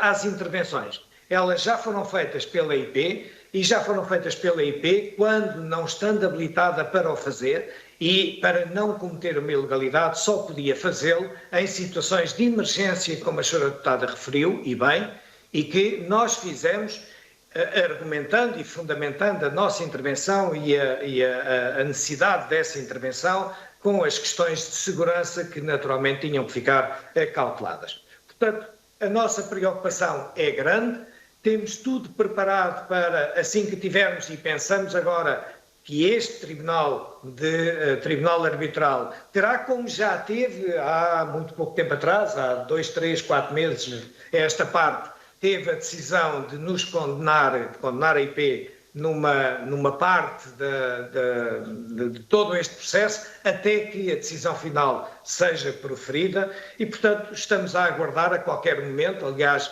as próprias concessionárias a própria concessionária tem feito eco disso, espera ter até ao final deste ano, espera ter uma decisão do Tribunal Arbitral sobre esta matéria e cá estamos para poder atuar de acordo com essa decisão, poder atuar de imediato. Muito obrigado. Muito obrigado, Engenheiro António Laranjo. É a vez do Grupo Parlamentar do PST, penso que o Sr. Deputado Jorge Mendes, faz favor, Sr. Deputado, 5 minutos. Muito obrigado, Sr. Presidente. Caro Engenheiro António Laranjo, restante equipe da IP, é sempre um prazer revê-lo, caros colegas. Vou-me focar na Nacional 125 e nesta subconcessão do Algarve. Sr. Engenheiro, a primeira parte realçou a rapidez encontrada em relação à necessidade de uma solução para o imbróglio da Ambiente e Jardim, em relação à limpeza e higiene de estações e dos comboios. Em relação, lamento, aqui um desabafo, que em relação a este problema se arrasta desde 2010, eu estou convencido que tem havido empenho de Vossas Excelências, mas passaram 10 anos para se encontrar uma solução, os algarvios e os algarvios a desesperarem, e não está, ainda hoje estamos aqui todos, não há uma solução. Estamos a fazer fé no Tribunal Arbitral, estamos a fazer fé que, parece, das suas palavras, que os senhores até querem que a IP seja condenada, qualquer coisinha, para a seguir arranjar uma solução para se poder lançar a obra. Mas o que é facto é que este processo revela um pouco uma situação que nasceu torto, como diz o povo, e dificilmente sem direita, porque nós, se todos se recordam, tivemos muitas promessas eleitorais em 2009, de muitas infraestruturas rodoviárias, era a continuação das PPPs, daquele monstro que hoje nos devora 700 milhões de euros do orçamento da IP, que asfixia a IP para os investimentos que é necessário de manutenção e conservação da rede, mas também do início deste processo, do contrato de 2010, de um contrato inicial que depois o Tribunal de Contas não aceitou, tinha normas abusivas relativamente a riscos de financiamento, de uma nova tentativa em 2017, que o Tribunal de Contas continua a não aceitar. Portanto, parece-me, ao longo deste tempo, que não é muito aceitável que a IP e subconcessionária não tenham encontrado uma forma de sanar este contencioso que o Tribunal de Contas não aceita, e bem, dado que acham que há cláusulas abusivas que não favorecem o Estado. E o que é facto é que, de então para cá, ano após ano, o troço Olhão Vila Real Sandatório, mas não só, também outros troços da Nacional 125, não em nada abona a qualidade de vida dos algarvios, em especial daqueles que visitam o Algarve na época alta. Chegados aqui, também constatamos que a IP quer a rescisão do contrato, creio que a intenção, ou se não solicitou já a intenção, está desejosa que isso aconteça. A concessionária também quer a rescisão do contrato. Portanto, do ponto de vista jurídico, ambas as partes querem a rescisão do contrato. Eu não sei porque é que não se encontra aqui um enquadramento jurídico que balize a negociação e depois, claro, que vai ter que haver um tribunal arbitral ou uma outra entidade que faça o apuramento das responsabilidades financeiras. Mas, enquanto isso não acontece, realmente a IP está de mãos atadas, de certa maneira, à espera, embora tenha os projetos feitos, está sempre à espera que haja uma entidade superior que lhes valide ali uma situação, uma solução jurídica para o imbróglio que tem em mãos. E o que é facto é que continuamos a desesperar por uma solução. Portanto, chegados aqui, gostava de colocar 2 ou 3 questões. A primeira questão é, havendo de ambas as partes o interesse da rescisão do contrato, porque é que não há um entendimento jurídico nesta matéria? Que dê garantias aos gestores da IP e ao Estado português e também à concessionária que depois aceitarão, digamos, que as indemnizações que vierem a seguir por parte do Tribunal Arbitral. E depois, o que é que, resolvido esse problema, porque é que a IP não está impedida de lançar os concursos para a conclusão da obra? Tem os projetos, porque é que está impedida de o fazer? Porque nós, com isto tudo, apesar do Sr. Ministro das Infraestruturas ter estado aqui há pouco tempo a dizer que as obras estavam para breve, para que no próximo verão o Algarve não continuasse a não sentir os constrangimentos da Nacional 125, o que é facto é que, não havendo ainda concurso para a obra, bem, vamos ter o restado do problema para o verão de 2022 e para o verão de 2023. E, portanto, para além dos prejuízos que a pandemia já causou ao Algarve, do Covid-19, com um grande problema para o turismo, com o agravar da falta de solução para a Nacional 125, quer dizer que toda a costa algarvia vai continuar a ser afetada negativamente por este impasse que não tem fim à vista. E, portanto, Sr. Presidente, gostaríamos que nos desse medidas mais conclusivas, orientações mais assertivas em relação a timings para a resolução deste problema e para o início das obras que interessam ao Algarve e a Portugal. É só. Muito obrigado. Muito obrigado, Sr. Deputado. Sr. Engenheiro António Lourenço, faz favor, 5 minutos. Sr. Deputado Salgueiro Mendes, muito obrigado pelas suas questões e que aproveito também para cumprimentar. Eu, relativamente às questões que coloca, naturalmente que tenho alguma, eu diria, alguma sintonia nas preocupações que apresenta. Efetivamente, este é um processo que se arrasta há imenso tempo. Era demasiado fastidioso neste âmbito e, com o tempo que me dão, poder explicar todas as tentativas que têm sido feitas pela IP naquilo que lhe diz respeito de poder ultrapassar esta matéria. Obviamente que é uma matéria delicada, é uma matéria que tem um impacto financeiro forte e que tem um impacto financeiro que não podemos descurar relativamente, no caso da RAL, relativamente a todo um conjunto de outras subconcessões que estão neste momento em execução. Portanto, há aqui muitas outras vertentes do problema que têm certamente, ao poder político, ao longo dos tempos, têm, digamos, dado outros contornos da própria situação e que extravasam a competência da IP. Mas partilhamos a preocupação que apresenta e devo assegurar-lhe que tudo temos feito no sentido de encontrar uma solução.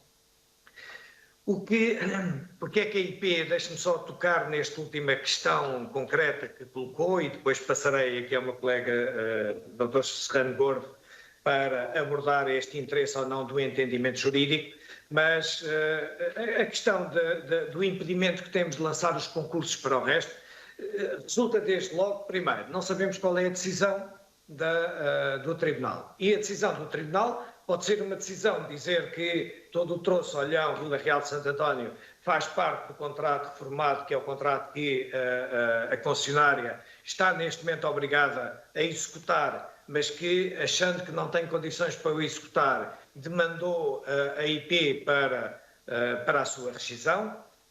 E admitindo que a decisão do Tribunal é dar razão à concessionária no todo ou em parte, mas retirando todo este troço entre Olhão e Vila Real de Santo António, aí sim então temos condições para intervir. Mas, Sr. Deputado, a gente só pode lançar um concurso para a empreitada. Não estamos a falar de projeto em que o projeto tem sempre outras condições e tem valores, obviamente, completamente diferentes. Mas para um concurso de empreitada desta ordem de grandeza, nós temos sempre que ter autorizações prévias de verba. E é essas que naturalmente não temos, nem há condições para serem dadas, porque elas não seriam legais, porque estaríamos a intervir numa obra, num troço que não é legalmente nosso e onde não podemos intervir. Da mesma forma como não podemos intervir numa estrada municipal, por exemplo, só para dar uma situação de exemplo. E passaria ao Dr. Serrano Gordo para explicar um pouco melhor esta questão de eventual acordo entre as partes. Muito boa tarde a todos. De facto, a situação que neste momento vivemos é o acordo entre as partes proporcionado através das discussões que decorrem em tribunal arbitral. Portanto, é completamente diferente haver um contrato que foi chumbado pelo Tribunal de Contas e, portanto, esse contrato não pode, deixou de ter existência legal.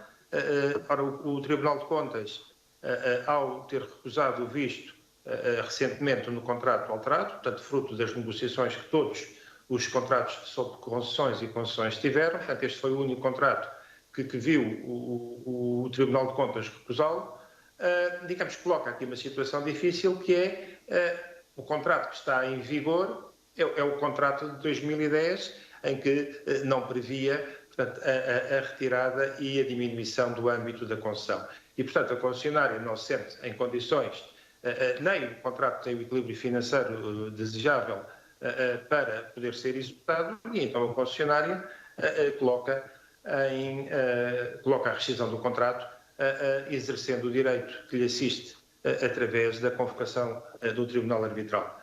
Portanto, é neste momento que nós estamos nesta discussão. Portanto, a discussão não é parte da IP, são mandatários da IP e os juízes árbitros, em que nós esperamos que, de facto, haja, como portanto, há uma vontade que está posta de uma parte rescindir, e agora o Tribunal dirá de quem é, digamos, ou de que lado é que estará, digamos, as culpas ou a assunção de responsabilidades, porque há uma coisa que é certa: a concessionária, até este momento, fez investimentos e esses investimentos vão ter que ser ressarcidos. Portanto, ou ela continua a executar um contrato, ou a IP terá que passar a ser ela própria a executar, portanto, apropriando-se do contrato por um valor que será o Tribunal a estimar. Mas, como já disse o engenheiro António Laranjo, até que o Tribunal possa chegar a essa decisão, nós, de facto, temos aqui uma situação de difícil solução, porque é o Tribunal que lhe compete decidir. Em termos possíveis de desenvolvimento... Para terminar, por favor. Sim, então, para terminar, diria só que todos os projetos que a IP pode desenvolver estão desenvolvidos, alguns carecem neste momento de alguma revisão. Nós não podemos, de facto, lançar empreitadas sobre troços de estrada que não são nossos. Mas não só a variante Olhão, como todos os outros lanços que foram vistos como necessários para prosseguir a requalificação de Olhão para a Vila Real de Santo António, têm os projetos já executados e, portanto, carecendo embora de revisão, só depois de termos uma decisão do Tribunal é que poderemos lançar as empreitadas. E é tudo. Muito obrigado. É a vez do Bloco de Esquerda, Sr. Deputada Isabel Pires, faz favor. Obrigada, Sr. Presidente. Relativamente a estes dois temas, e começando até por este último que está a ser mais falado, tem a ver com a subconcessão do Algarve Litoral, de facto, não vou propriamente acrescentar perguntas que já não tenham sido feitas, mas estamos perante uma situação algo paradigmática das possíveis consequências que este modelo, que é um modelo que existe desde sempre, ou há muito tempo, no que toca à gestão da nossa rodovia, e as consequências que pode ter, nomeadamente para o Estado, para o erário público e para as populações que são servidas por essas mesmas estradas, porque de facto neste caso estamos aqui a falar de um atraso bastante grande, estamos aqui a falar de uma pendência de uma decisão do Tribunal que tem exatamente a ver com estas questões de se houve ou não aqui dano, digamos assim, para o próprio erário público, e, portanto, está uma situação para a região do Algarve bastante complicada e já há bastante tempo, continua pendente, apesar de a IP nos ter dado aqui informação que, entretanto, lança concursos à espera que a decisão possa vir a ser tomada o mais rapidamente possível e, nessa altura, poderem avançar também o mais rapidamente possível, mas de facto estamos aqui perante um dos casos em que fica bem patente as consequências deste modelo de subconcessões e de concessionárias e daquilo que significam para o Estado, mas acima de tudo, como disse, para as populações. E, portanto, aquilo que seria importante saber, entretanto, já nas várias nas questões que foram já respondidas até agora, compreende-se as respostas que foram dadas, porque são aquelas que a EIP pode dar neste momento, mas de facto elas não satisfazem nem as populações, nem a própria economia daquela região, que lá está à espera há demasiado tempo que esta situação se resolva, e portanto aquilo que seria importante era efetivamente que toda esta situação fosse resolvida o mais rapidamente possível. O Bloco de Esquerda já teve aqui projetos de resolução que iam exatamente nesse sentido, e portanto é preciso avançar mais rapidamente com as soluções. E na verdade, quando nós estamos a falar aqui da questão do primeiro requerimento sobre o Baixo Alentejo, a concessão e as alterações que existiram, que fizeram com que a alteração ali na zona de entrada, na vila de entradas,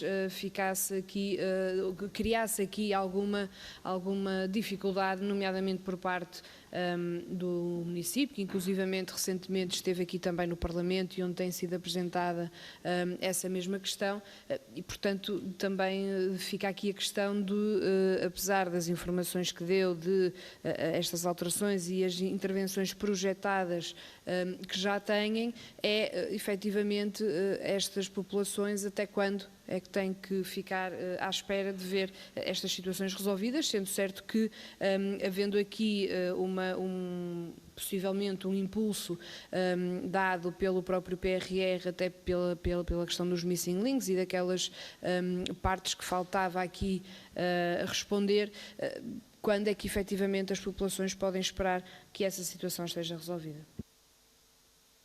Muito obrigado. Sr. Engenheiro António Lourenço, 5 minutos, faz favor. Muito rapidamente, também agradecendo as questões, que de certa forma foi mais uma tomada de posição do Bloco de Esquerda relativamente a esta matéria. Enfim, não tenho grandes questões a acrescentar, a não ser que reafirmar que a IP avançou até ao limite daquilo que são as suas competências em tudo aquilo que podia fazer. A IP está preocupada porque naturalmente tem contactos diretos com os autarcas de les a les e, portanto, percebe as preocupações que eles nos transmitem, a força que eles têm para que estas situações sejam resolvidas. Temos trabalhado dentro daquilo que nos é possível trabalhar e aguardamos a muito curto prazo que as situações possam ser resolvidas. A questão que coloca de podermos aproveitar o PRR ou não, Sra. Deputada, o PRR é uma matéria que está fechada, está identificada, não é aqui que ele pode ser aproveitado. Mas isso sim, podemos e devemos aproveitar a disponibilidade do Presidente da Câmara de Castro Verde para, dentro daquilo que é razoável e está ao alcance da IP poder intervir, encontrarmos a melhor solução que seja possível para resolver o problema da mobilidade das populações de Castro Verde. Senhor Doutor, quer acrescentar alguma coisa? Não, em relação ao nó de entradas, era apenas frisar que, portanto, há um contexto em que, à época, em 2011 e depois 2012, o Governo mandata e cria comissões de negociação para reduzir os encargos das PPPs.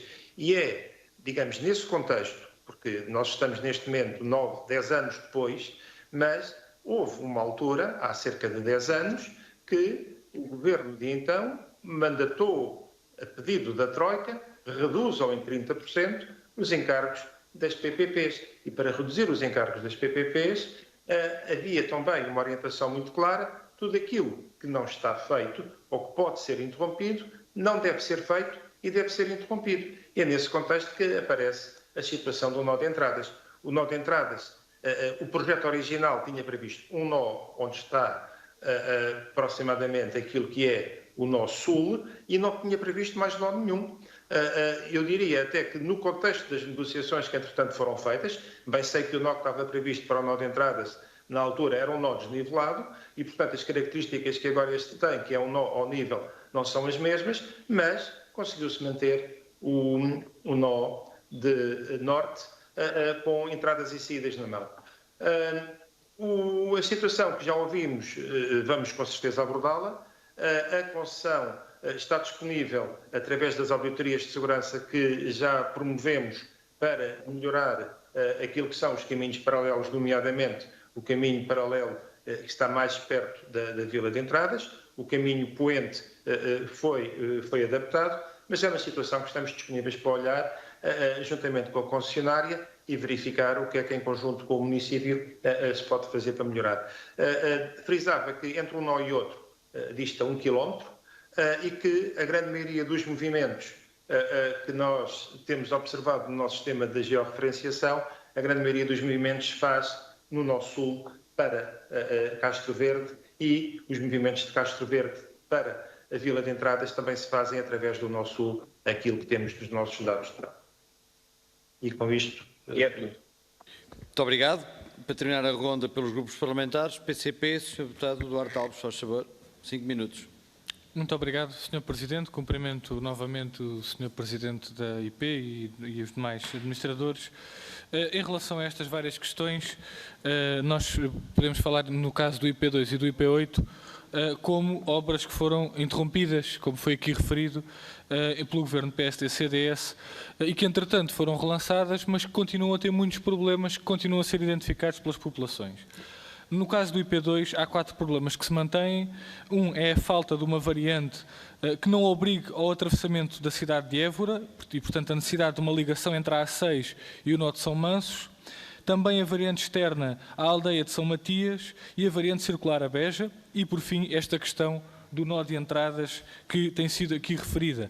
E a pergunta que, no fundo, queremos aqui deixar é qual é que é a solução que a IP encontra que permita um acesso norte ao nó de entradas, permitindo então o acesso nos 2 sentidos e não apenas no sentido norte-sul. E para isso é necessário, de facto, uma ligação norte ao nó de entradas, como estava previsto no projeto inicial no Plano Rodoviário Nacional. E, por fim, no nó sul, também a questão do desnivelamento do nó e da ligação, até para garantir condições de segurança, aplicando aquilo que era o Plano Rodoviário Nacional e o projeto que estava inicialmente determinado para esta via. Em relação ao IP8, também foi interrompido a construção portanto, a recuperação destas obras, e mesmo aquilo que foi feito desde o momento em que foi recuperada a obra tem problemas. Desde logo, o troço de 12 km de ligação da A2 ao IP8, que podemos chamar-lhe quase o maior ramal de acesso a uma autoestrada de 12 km, em que uma vez que se entra naquele troço já não se pode sair a não ser na autoestrada por causa dos atrasos nas obras. A pergunta que deixamos é que, estando previsto no PRR estas obras do IP8, é o que é que está no projeto. Se é um perfil da autoestrada Sines-Vila Verde, ou pelo menos numa primeira fase Sines-Beja, ou se é apenas um lavar de cara à Estrada Nacional 259, 121 e 260 que emprestam o seu traçado ao IP8. É isto, nós estamos a favor da recuperação destas 3 estradas nacionais. Agora a pergunta que deixamos é se vai ser feitas obras no IP8 que garantam um perfil de autoestrada tal qual estava definido no Plano Rodoviário Nacional e foi interrompido em 2012, peço desculpa. Relativamente à Nacional 125, esta é uma história muito longa. Em 2009, a concessão da parceria público-privada revelou-se ruinosa para o interesse público e para a construção e para a reparação das obras que eram necessárias fazer nos prazos que foram então assumidos. Os prazos não foram cumpridos. Em 2012, quando a obra estava a ser finalmente a ser iniciada, foi interrompida pelo Governo PSD-CDS, é suspensa então a obra, e o que se passa na Nacional 125 é um exemplo do que significam as PPPs para numa completa incapacidade de responder às necessidades que existem, e neste caso estamos a falar de necessidades importantíssimas na região Algarvia e que necessitavam de facto de uma intervenção que não ficasse dependente destes contratos ruinosos que foram sendo assumidos por governos tanto do PS como do PSD e do CDS. Decorrida uma década, continuam por fazer as obras da Nacional 125 entre Olhão e Vila Real de Santo António, e aquilo que nós perguntamos à EP é se, para lá dos subterfúgios, para lá dos problemas que se mantêm no plano judicial, quando é que estas obras serão concluídas, porque de facto são urgentes para o desenvolvimento do Algarve e para todos aqueles que visitam esta região, porque a Nacional 125 continua até pela aplicação de portagens na via do Infante, continua a ser uma via muito congestionada e que necessita destas obras com a máxima urgência. Muito obrigado. Muito obrigado, Sr. Deputado. Sr. Engenheiro António Laranjo, 5 minutos, faz favor. Ok, vou tentar responder ao Sr. Deputado Duarte Alves e vou fazê-lo em paralelo com o meu colega Serrano Gordo. Mas não posso deixar de responder já uma questão que é colocada, que é qual a solução que a IP encontra para garantir os movimentos no Norte. É a solução que lá está, Sr. Deputado, como eu já referi. A IP considera que a solução existente responde adequadamente às necessidades de mobilidade das pessoas no que diz respeito ao IP2, sem prejuízo de um conjunto de outras intervenções que, à margem do IP2, possam ser efetuadas. Também referi, já atrás, que a intervenção no âmbito do IP2 significa uma intervenção no âmbito do contrato de subconcessão, que naturalmente também é possível de fazer, não nos cabe a nós executá-la, cabe-nos a nós receber uma instrução para a poder executar e depois dar seguimento a ela nos trâmites que lhe referi, que é, enfim, todo o processo de constituição de uma comissão de renegociação, os reequilíbrios financeiros e por aí fora, enfim, um calvário para todos os efeitos. O desnivelamento do nosso Sul, Sr. Deputado, nós não fazemos desnivelamentos de nós porque... por qualquer razão, nós fazemos desnivelamentos de nós quando as condições de segurança ou tráfego, ou simultaneamente segurança e tráfego, o exigem. Não é nem um caso nem outro. Sr. Deputado, nós temos os registros, como é óbvio, temos os registros de sinistralidade, temos os registros de tráfego e estamos muito longe daquilo que seria a necessidade para um qualquer nó desnivelado. O que tem é um nó no nó sul, com as garantias de segurança para os atravessamentos que é necessário fazer, com as viragens à esquerda que é necessário fazer neste nó sul, que tem todos os movimentos incluídos. Repito também aquilo que o meu colega Serrano Gordo já referiu, o nó sul dista do nó norte cerca de 1 km. É isto que as pessoas fazem a mais para, em vez de apanharem o nó norte, se terem que deslocar ao nó sul para poderem entrar no IP2. E sobre isso eu nada mais tenho a referir. Em relação à RAL, eu deixarei as questões do IP2 e IP8 para, eventualmente, o meu colega esclarecer. Em relação à RAL, quando é que as obras serão concluídas? Sr. Deputado, como eu já referi mais do que uma vez, não temos nenhuma condição de poder dizer quando é que as obras estão concluídas. Nem temos condição de dizer quando é que elas são iniciadas. Porque aquilo que depende das obras serem iniciadas ou não é se elas são feitas pela IP ou se o Tribunal decide que elas têm que ser feitas pela concessionária. Se forem feitas pela IP, a IP tem condições para, no mais curto espaço de tempo, porque tem os projetos efetuados, no mais curto espaço de tempo após a decisão do Tribunal, que lhe dê essa competência, podermos intervir e lançar as obras e executar as obras que estão em causa. Dr. Secretário. Muito bem. Portanto, em relação ao IP2 e aos troços que saíram da concessão do Baixo Alentejo para a gestão da IP, como já disse o engenheiro António Laranjo, portanto, através da sua inserção no PNI 2030 e financiados pelo PRR, estão previstas, portanto, a completar a ligação da A26 que sai de Sines e ligá-la à A2 e está previsto, portanto, a continuação do troço de autoestrada que liga Santa Margarida do Sado à A2 e, portanto, completar os troços em direção a Beja. Portanto, em 2 fases. Eles vão ser feitos requalificando o IP8. Eu gostava de frisar o seguinte: o tráfego que nós temos neste momento, naquilo que vai entre Santa Margarida do Sado e Ferreira do Alentejo, são cerca de 6.000 veículos por dia, e de Ferreira do Alentejo para Beja são 4.000 veículos por dia.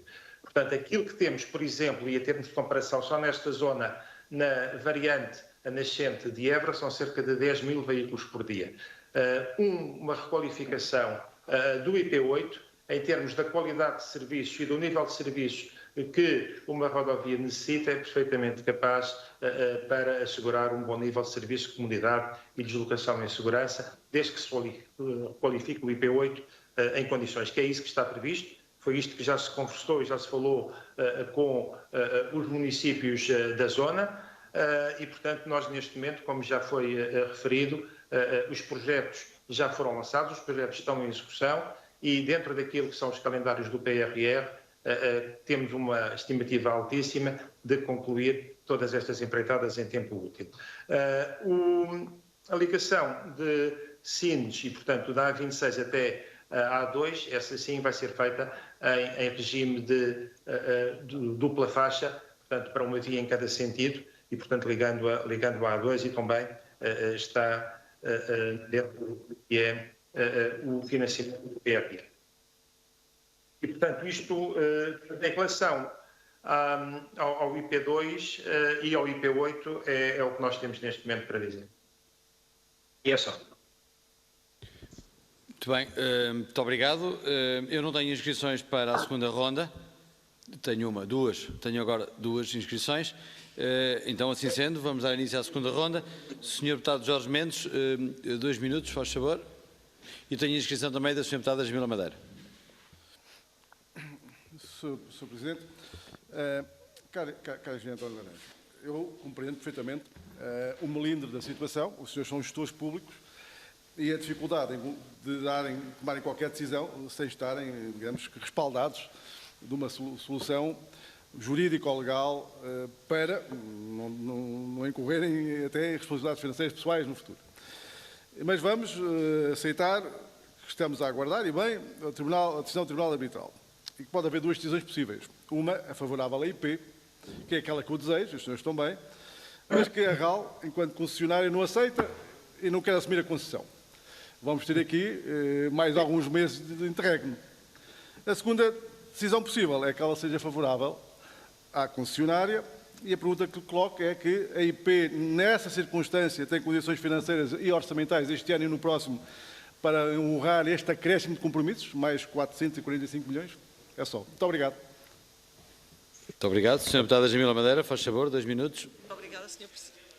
Presidente. Sr. Presidente António Laranjo, eu compreendo tudo aquilo que explicou e, de alguma forma, percebo que essa é a responsabilidade do gestor público, é tentar, de facto, acomodar dentro das suas responsabilidades aquilo que é uma negociação. Mas o que é facto é que eu sublinho. São mais de 10 anos à espera desta obra, mais de 10 anos, em algumas zonas, com uma incapacidade permanente em termos de segurança, portanto, não há obras de mitigação que resolvam, e em que não há alternativa. E estou a dizer, não há mesmo alternativa. E isso basta fazer, e se tentar circular e fazer um circuito pendular, como fazem aqueles habitantes, nem sequer falo dos turistas, para perceber que não há alternativa. Para quem não conhece o território, fazê-lo. Segunda questão, os autarcas têm procurado mitigar alguns destes problemas e têm procurado promover, junto de Vossas Excelências, umas sinergias que visem mitigar em termos de bom trato da via, em termos até de segurança, em termos de acesso e de capacidade de prover outro tipo de serviços às populações. E nem assim é possível, ou seja, mesmo quando eles tomam a dianteira ou quando estão à espera da vossa resposta e isso não acontece, o que acontece é que são penalizados, ou seja, como se costuma dizer, nem fazem nem deixam fazer, que é uma coisa que ninguém compreende, nem os autarcas, nem os cidadãos, e vamos lá ver, nem a concessionária que está a dizer que não quer. Ou seja, o que nós pedimos e que já se aprovou nesta casa, nesta Assembleia, é que a negociação seja prioritária, que se assuma a responsabilidade que este problema vai ter que ser assumido pelo Estado e isso é claramente, está nas mãos das infraestruturas de Portugal assumir essa responsabilidade. E dou-lhe um exemplo, ou 2 exemplos. O problema das condicionantes das rotundas e da intervenção das rotundas, algumas chegaram a ter arbustos superiores à altura de um prédio e não se podia intervir porque era ilegal e seriam multados. Dou outro exemplo, na zona norte de Vila Moura, não estou a falar em nenhuma zona de baixa densidade que também têm todo o direito, mas na zona norte de Vila Moura, altamente densificada em termos de construção, teve que ser a Câmara de Loulé a assumir 450 expropriações porque não podem fazer o saneamento e a água dessas populações junto à via que está aqui em questão. Portanto, não estamos a falar só de mobilidade, está tudo parado graças a este conflito. E, portanto, a negociação tem que ser prioritária. As populações assim o exigem e não podemos, peço desculpa estar a ser tão veemente, não podemos estar mais tempo. Muito obrigado. Muito obrigado, Sr. Deputada. Sr. Agente António Lourenço, para terminar, respondendo a estas duas questões, ou às duas intervenções que precederam, 4 minutos, faz favor. Muito bem. Diz respeito ao Sr. Deputado Salgueiro Mendes, nós não temos 445 milhões no orçamento, mas também não estamos à espera de ser condenados em 445 milhões e, por outro lado, também, esta é uma verba que terá sempre que vir do Orçamento de Estado, pelo Ministério das Finanças, não tem a ver com o nosso plano de atividades e orçamento. É algo que tem a ver com o passado e não tem a ver com o futuro. Aquilo que necessitamos para executar o conjunto de obras de Olhão a Vila Real de Santo António, cujos projetos temos executados, é uma verba que conseguimos acomodar no prazo que é necessário executar estas obras. Portanto, sobre isso não há qualquer preocupação, fazem parte do nosso plano de atividades e orçamento, ou seja, estão naquilo que é o nosso plano de intervenções quinquenal a 5 anos e têm essas condições de execução. No que diz respeito, e não sei se depois quer acrescentar aqui o Dr. Serrano Gordo mais alguma questão, em relação à senhora deputada e à sua veemente exposição, eu só me sinto incapaz de lhe responder, incapaz porque não é uma matéria que nos diga respeito a nós, incapaz porque essa veemência tem que ser também colocada junto de outros poderes, nomeadamente o poder político, porque não é a nós que nos compete resolver essa matéria, e também não traço um quadro tão negativo quanto aquele que a senhora deputada apresentou e, portanto, isto para que se registre. Nós temos 112 km executados, faltam 45 km de intervenção entre Olhão e Vila Real de Santo António e isso sim, eu percebo bem aquilo que diz quando uma determinada autarquia quer intervir numa rotunda ou quer fazer uma rotunda. Sabemos bem as rotundas.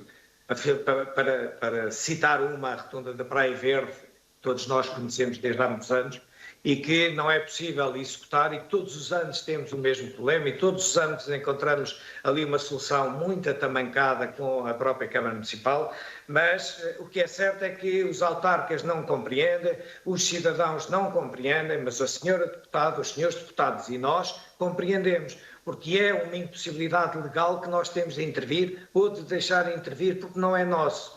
Isso a senhora deputada que certamente compreende e é a nossa impossibilidade de poder autorizar determinado tipo de trabalhos numa coisa que não é nossa. Nós não autorizamos obras numa estrada municipal, como o município não autoriza obras numa estrada nacional. Há competências que estão reguladas e, portanto, que não temos capacidade de as ultrapassar.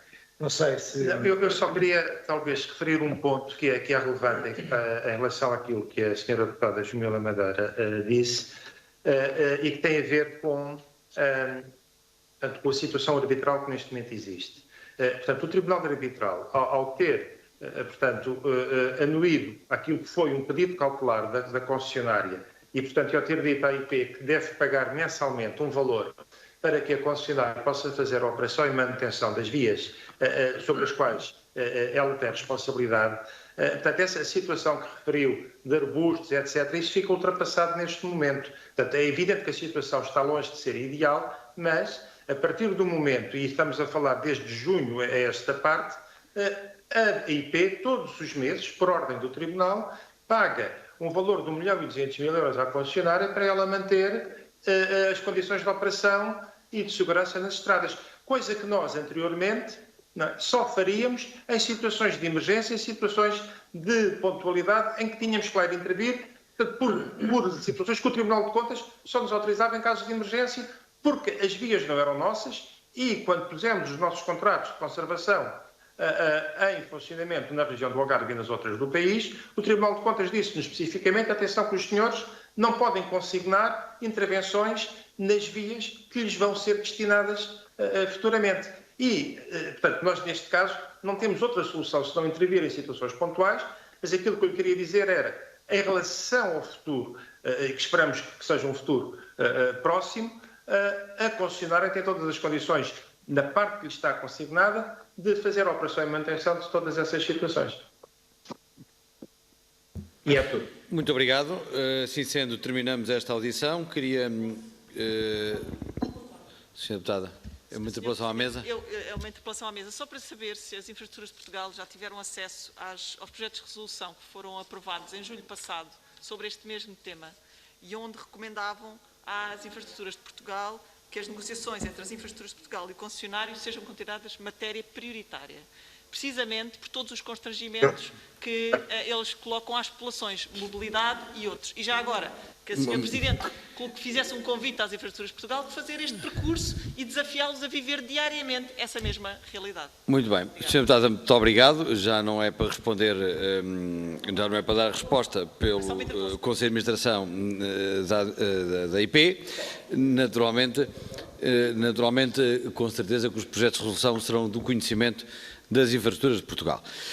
Senhor Engenheiro António Laranjo e restante administração das infraestruturas de Portugal, agradecemos, em nome de todos, certamente, os esclarecimentos que nos trouxeram. Muito obrigado pelo contributo. Senhoras e senhores deputados, damos então por terminado os nossos trabalhos. Muito obrigado. Muito obrigado também. Boa tarde. Muito obrigado. Obrigada, boa tarde. Muito obrigado.